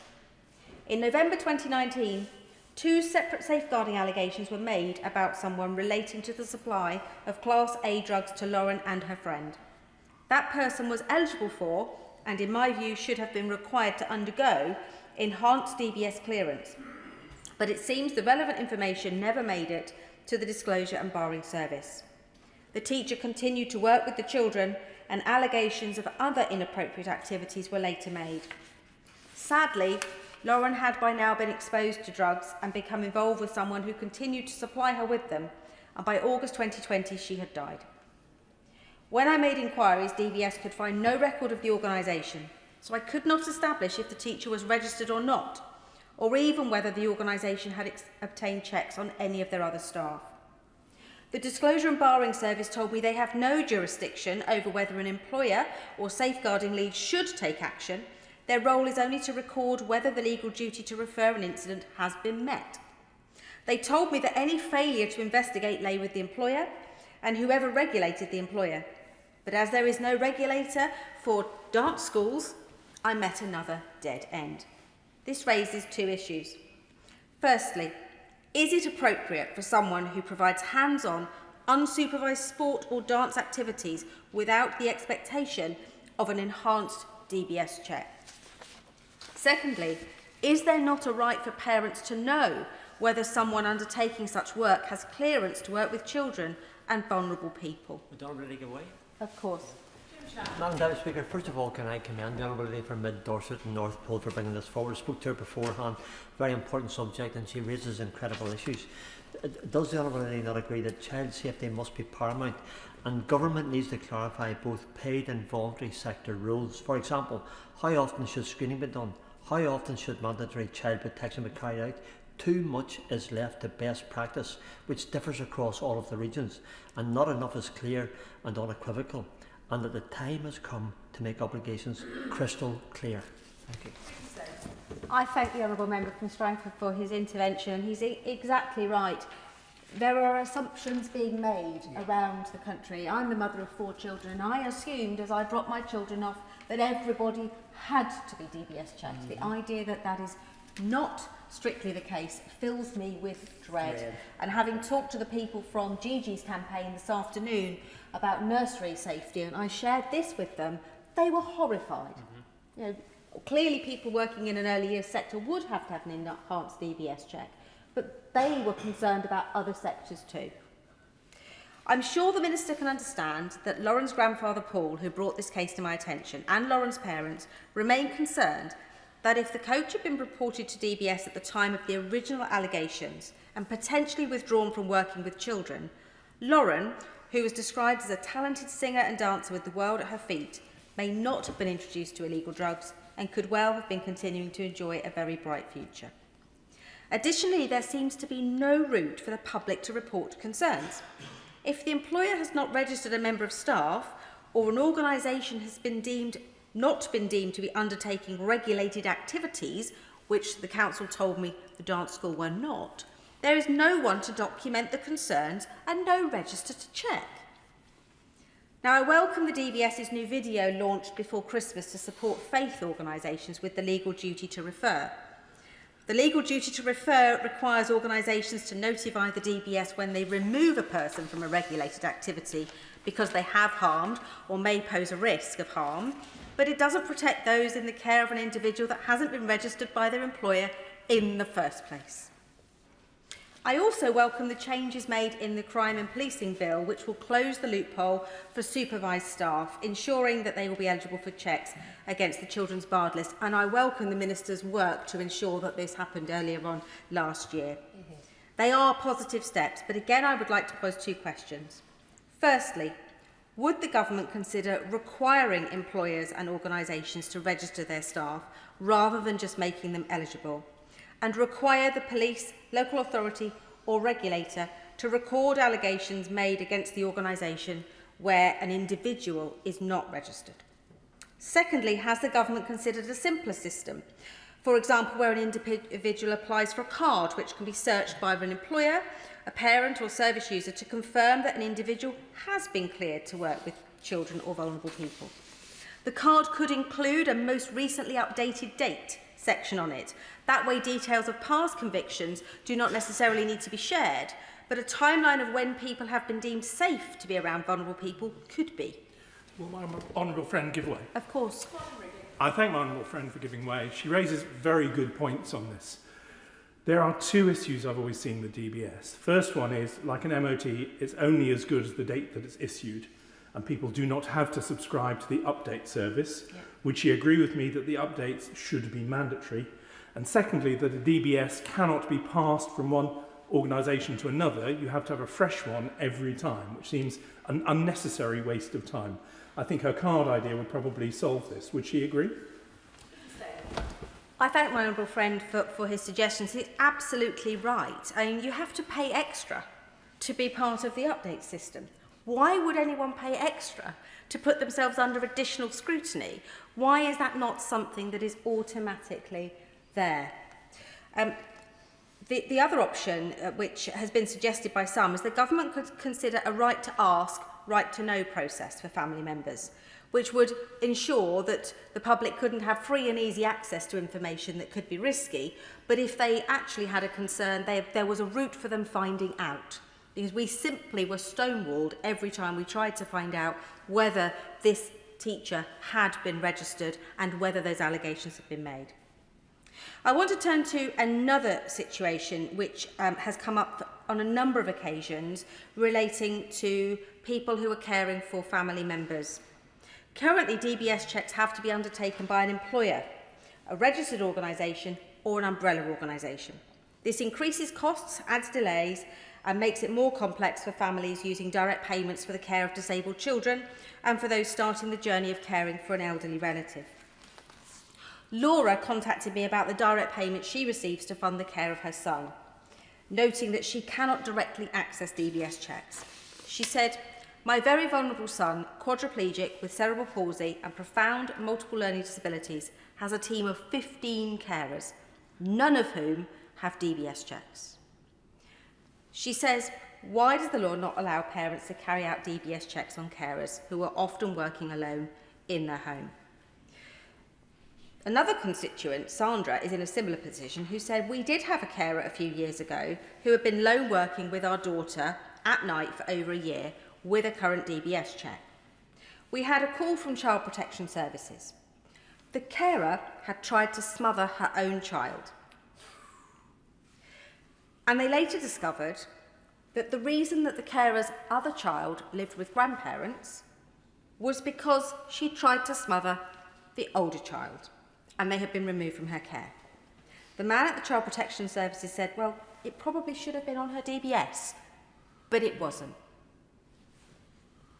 As a result, Sandra says, what's the point?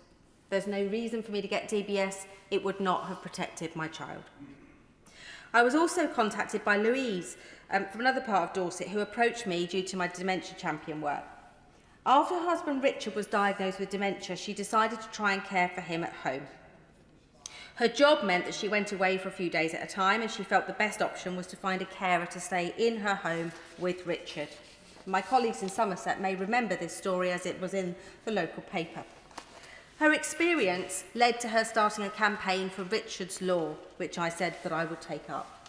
The law has three simple pillars. So simple, I was shocked that they were not already in place, Madam Deputy Speaker.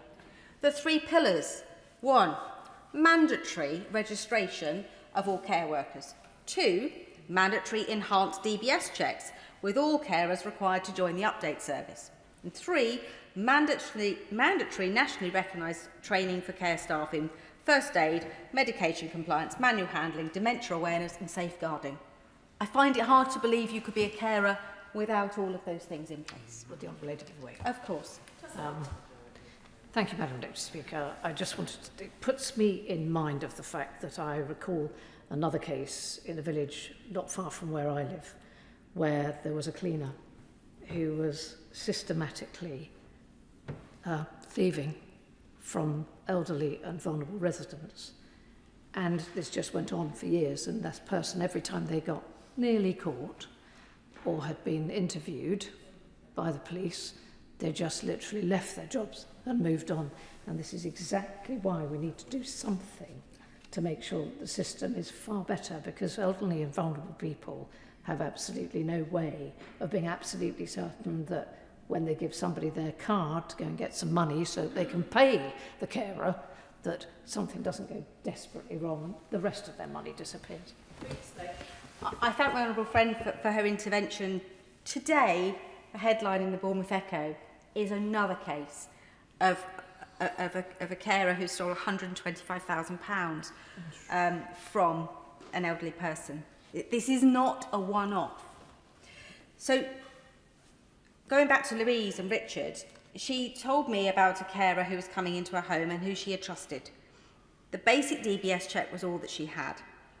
But after the carer stole jewellery and cash from her home, it came to light that this woman had 3 previous convictions for theft and obtaining property by deception, including a suspended sentence for an almost identical offence.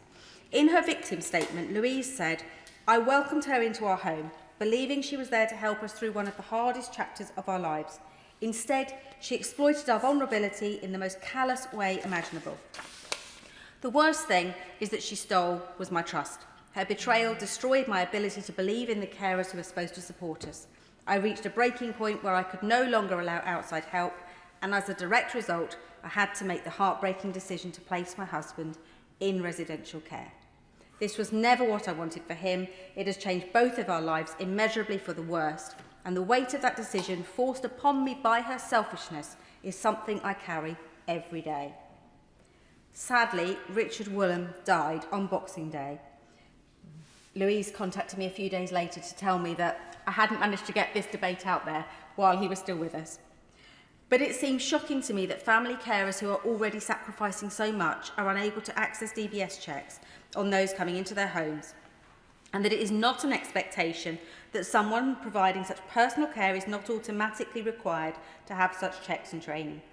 Provision of personal registration would allow those who are working directly for their employers, be they carers, cleaners, tutors, babysitters, drivers or personal trainers, particularly with families who are home educating their children, to provide security for families and to work across multiple employers with ease. Finally, over the last few months, we've spoken on numerous occasions in this place about improving the service provided by government agencies. From 2-year waits for shotgun licences to 9-month delays on responses to MP letters from the DWP. If the Minister is listening, I've been waiting since February on a simple request. And DVLA that doesn't bother to chase doctors' letters at all. I've been shocked by the poor service experienced by my residents in time of need. Where an enhanced DBS check is needed for an employee to take up their position, it is so important it's processed swiftly. And in theory, they should be completed within a fortnight. But in Dorset, the police are advising delays of up to 100 days. Daniel from Wareham explained that the problem is impacting his ability to move forward with professional opportunities. And he said that when he worked abroad, background checks often came back within a few hours. He said the current manual processes feel so outdated and inefficient, especially when so many people, students and employees, need these certificates to do their jobs and complete their studies. Will my honourable friend give way? Of course. My honourable friend makes a really excellent point about the speed of these DBS checks coming back. My constituent, Marsha, had a DBS check. She needed an enhanced DBS check to move into a child's residential home for work. She was at risk of losing that job opportunity if the DBS check didn't come back. And when it had taken 7 months to get the original DBS check, she had very little faith that it was going to arrive on time. Does my honourable friend agree with me that when you are looking for job opportunities, you need to be able to respond quickly? My honourable friend makes a great point, and it's exactly the situation that Tabitha from Wimborne told me about. She said, I'm desperate to work. This is a huge problem, not only for my life and finances, but for others out there who, like me, are waiting for more than 3 months. She said, I've been a teaching assistant previously, and all my previous DBS came back within a month. She said, this is absolutely ridiculous. Dorset is not alone. Across the country, families, volunteers and employers face similar failures, delays, loopholes and an opaque system that simply doesn't keep pace with modern care and employment. So, Madam Deputy Speaker, the Disclosure and Borrowing Service exists to make recruitment safer and to protect vulnerable people from those who may present a risk. These are both worthy aims, but the system is not working. We need mandatory registration of anyone working with children and vulnerable adults, mandatory enhanced DBS checks and use of the update service, a central individual held clearance card, a public mechanism to report concerns, the ability for families directly employing people to access DBS checks themselves, faster processing times via a digital service, and a review of the regulated activity definition. These failures are not administrative inconveniences.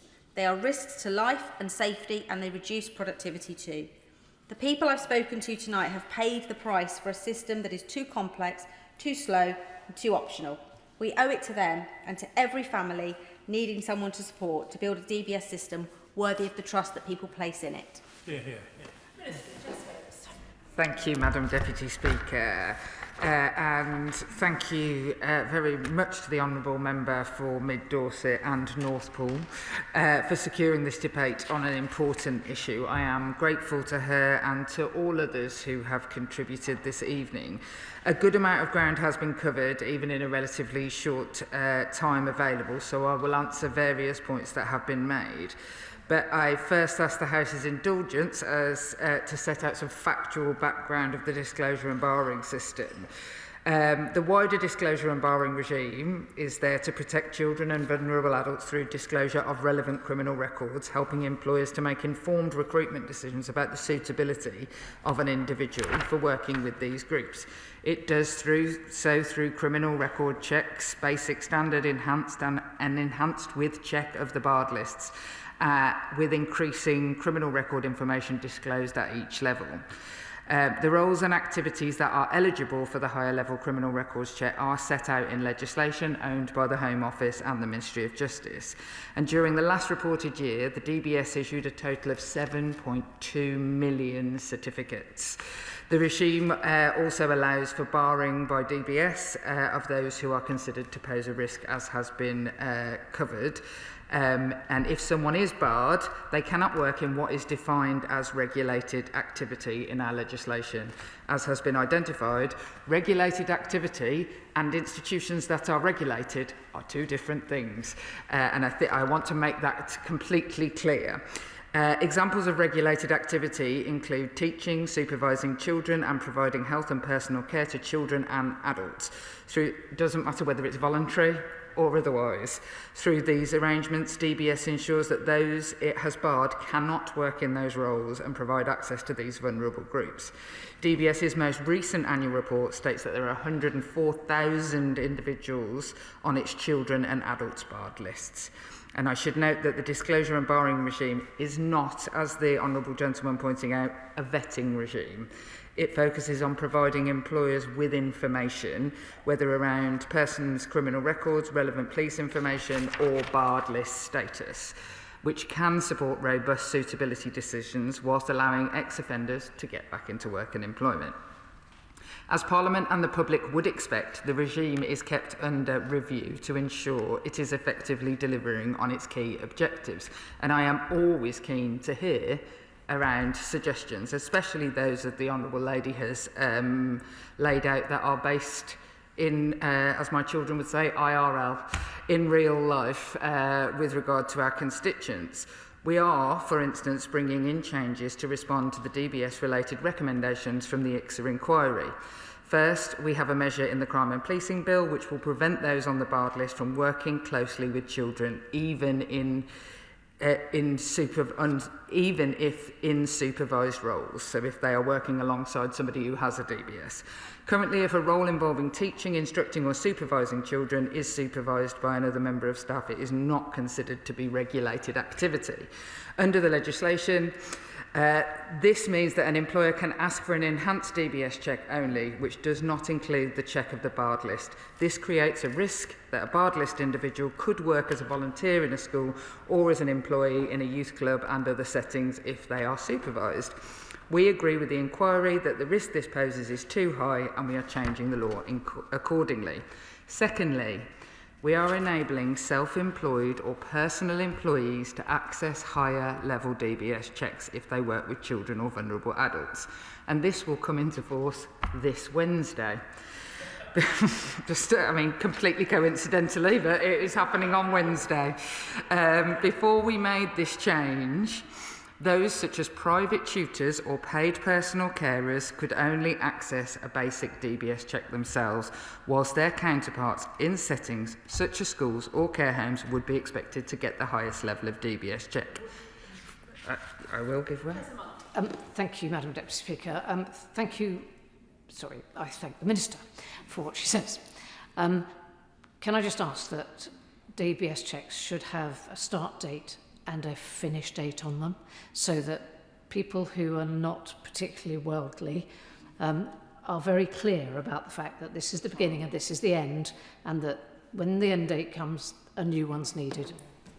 I will come on to it, I suppose, when I pick up on some of the issues of portability from one person to another.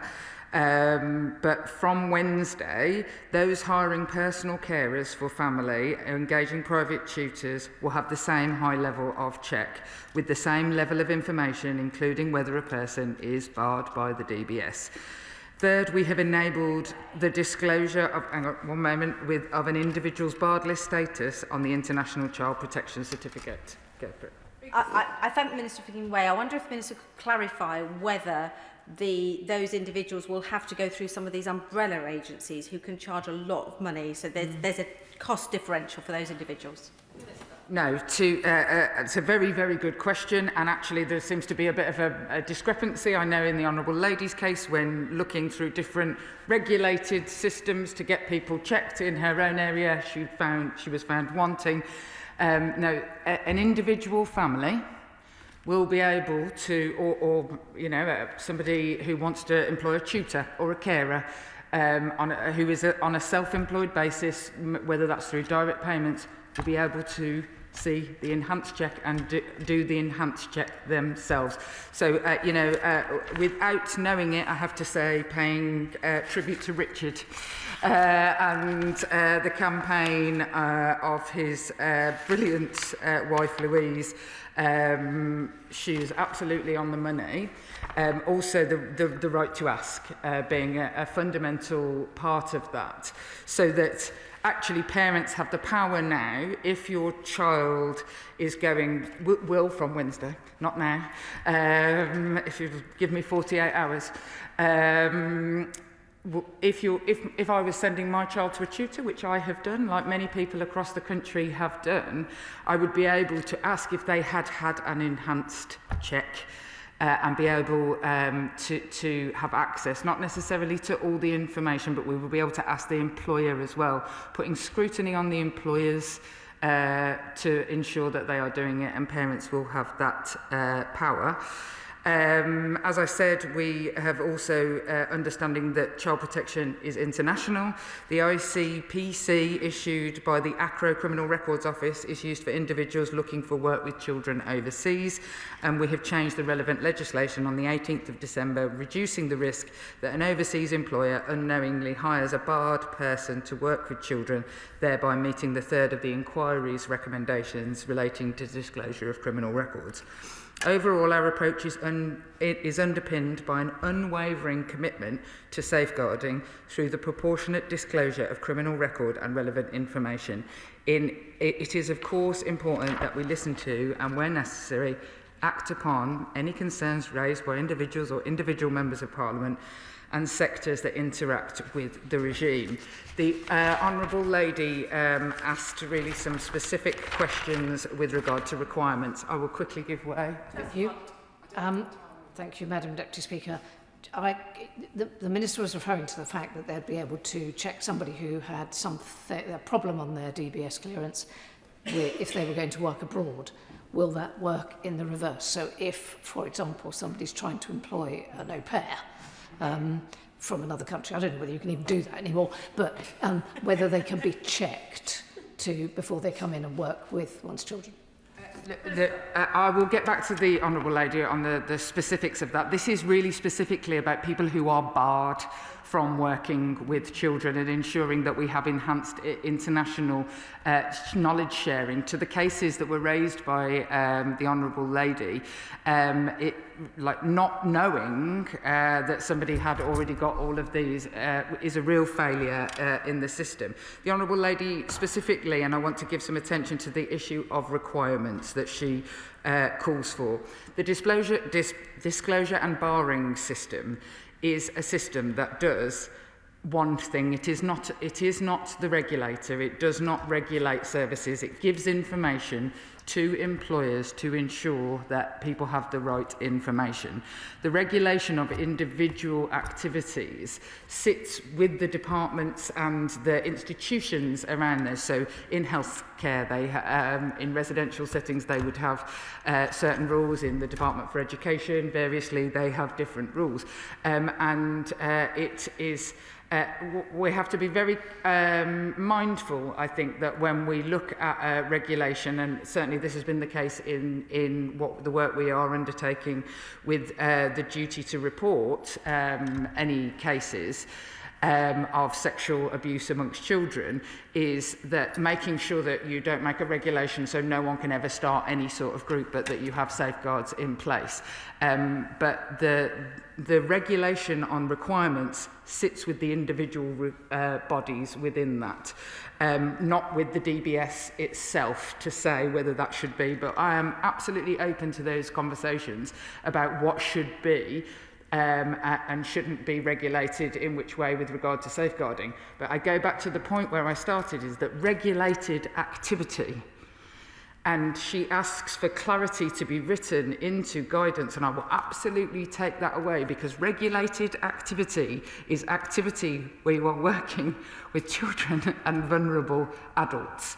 And frankly, I'd find it quite hard to imagine the vast majority of the cases that she has raised with me that would not fall under the issue of regulated activity.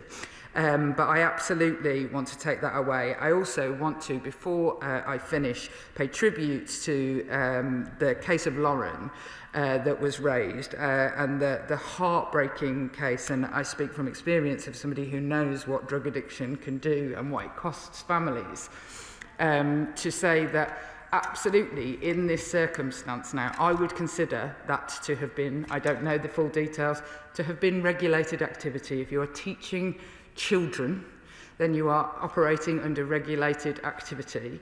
And what I would say as well is that a parent will have the right to ask if those enhanced checks have been undertaken. What I would want to finish by saying, I don't think I have time to take any more interventions, because the time will fall down on me. But what I would say to the Honourable Lady in my closing remarks is I'm more than happy to meet with her and work with her to make sure that we get this to be the best it can be within all of the regulatory frameworks that is needed at I will give way very briefly. I wondered, Madam Deputy Speaker, if you could confirm that in fact we can witter on until 10 o'clock, can we not? We are not limited, I believe, we're not limited. Just to provide clarity, the Minister can indeed continue until 10. She doesn't have to. Well, I thank the Deputy Speaker. When I woke up this morning, I didn't think this debate would start until 10, and so anything's a bonus. I apologise. The last time I did an adjournment debate, I wildly ran over and somebody had to shut me up, and I didn't want for anyone to have to be put in that position again. So I'm more than happy but I feel that with regard to the portability of cheques, I suppose I will say before, because this issue specifically has been raised, I think the volume of the amount of, I think people don't understand actually quite how many DBS checks are done a year, 7.3 million. And that, I have to say, that gives me some comfort that quite a lot of our workforce in our country are undertaking checks. Which, incidentally, we don't have to as members of Parliament do. Yeah. Thank you. With there being 7.2 million cheques being done a year, I'm sure that's multiple cheques for individual people. I used to foster, and obviously I had very enhanced DBS checks for my fostering, but I then had to get a separate DBS check to undertake my work as a school governor, which really, frankly, as a foster carer, I was doing far more detailed stuff. And that does seem crazy. So we could potentially reduce the burden on DBS by actually having a single portable system whereby I don't think there's 7.2 million people who are having that. I thank the Honourable Lady, and we recognise that people may want to use their existing DBS check when moving from one role to another, the point that was exactly raised by the Honourable Lady on the front bench there, where the new role requires it. It is possible for employers to accept an existing criminal record certificate, but it must be for the same type of check in the same workforce. I mean, in the instance that the Honourable Lady has given, I can see that that is essentially, it's working with children. For example, an enhanced with barred list check for the children's workforce. So this is to ensure that the appropriate level of information is available. What we don't want is for a random DBS to have been done and for, like, as has been raised, just say, well, look, I've got a DBS. I too have had, I mean, more than, and I can count over the years of DBS checks. And with regard to the delays, what I would say is that the DBS works on KPIs of 80% turnaround within 14 days, and it currently reaches 75%, and it has been progressively getting working on that and ensuring that it is done quickly. The enhanced check relies on police forces undertaking that work. And there can be a variety of reasons why some, and 7 months seems like a very long time, there can be a variety of reasons why that may arise. However, the vast majority are done within 14 days, and my own sons did had an enhanced DBS the other day, and it came back in 3 days. I don't think they knew he was my son. Well, I thank the Minister greatly for giving way. I just want to pick up again then on the previous point that I made and whether these will have a clear end date on them. I have a secondary question if I'm allowed to do that, otherwise I'll rise again and intervene again. But if I may, I'll throw it in now. And that is, bearing in mind that number of 7.2 million, I wondered whether, and I don't expect an answer now, but it would be nice if we could have an answer. One of the problems that one finds constantly with police forces is that they're required to do checks and there's no ability to recover the full costs of what they're doing through the charging system. And one wouldn't, at that number of checks, 7.2 million, that's going to be very expensive.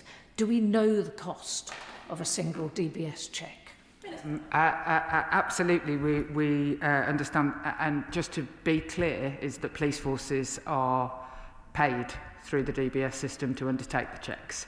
They are, the resources are given by the DBS system to police forces to undertake that specific piece of work. But I will ensure that the exact costs of that, and that comes under the cost of the DBS being undertaken. But police forces are provided with resource to undertake that.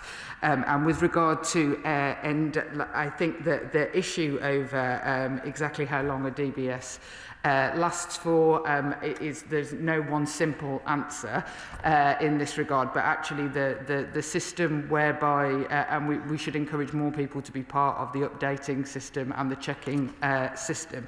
I have to say, this is a system that I think has been heavily scrutinised over the years and deserves that level of scrutiny. But I have seen real effort to make sure that it is the best that it can be and is the fairest that it can be. But always we are here to work for any improvements possible. Thank you. The question is that this House do now adjourn. As many as of that opinion say aye. Aye. The ayes have it. Order, order.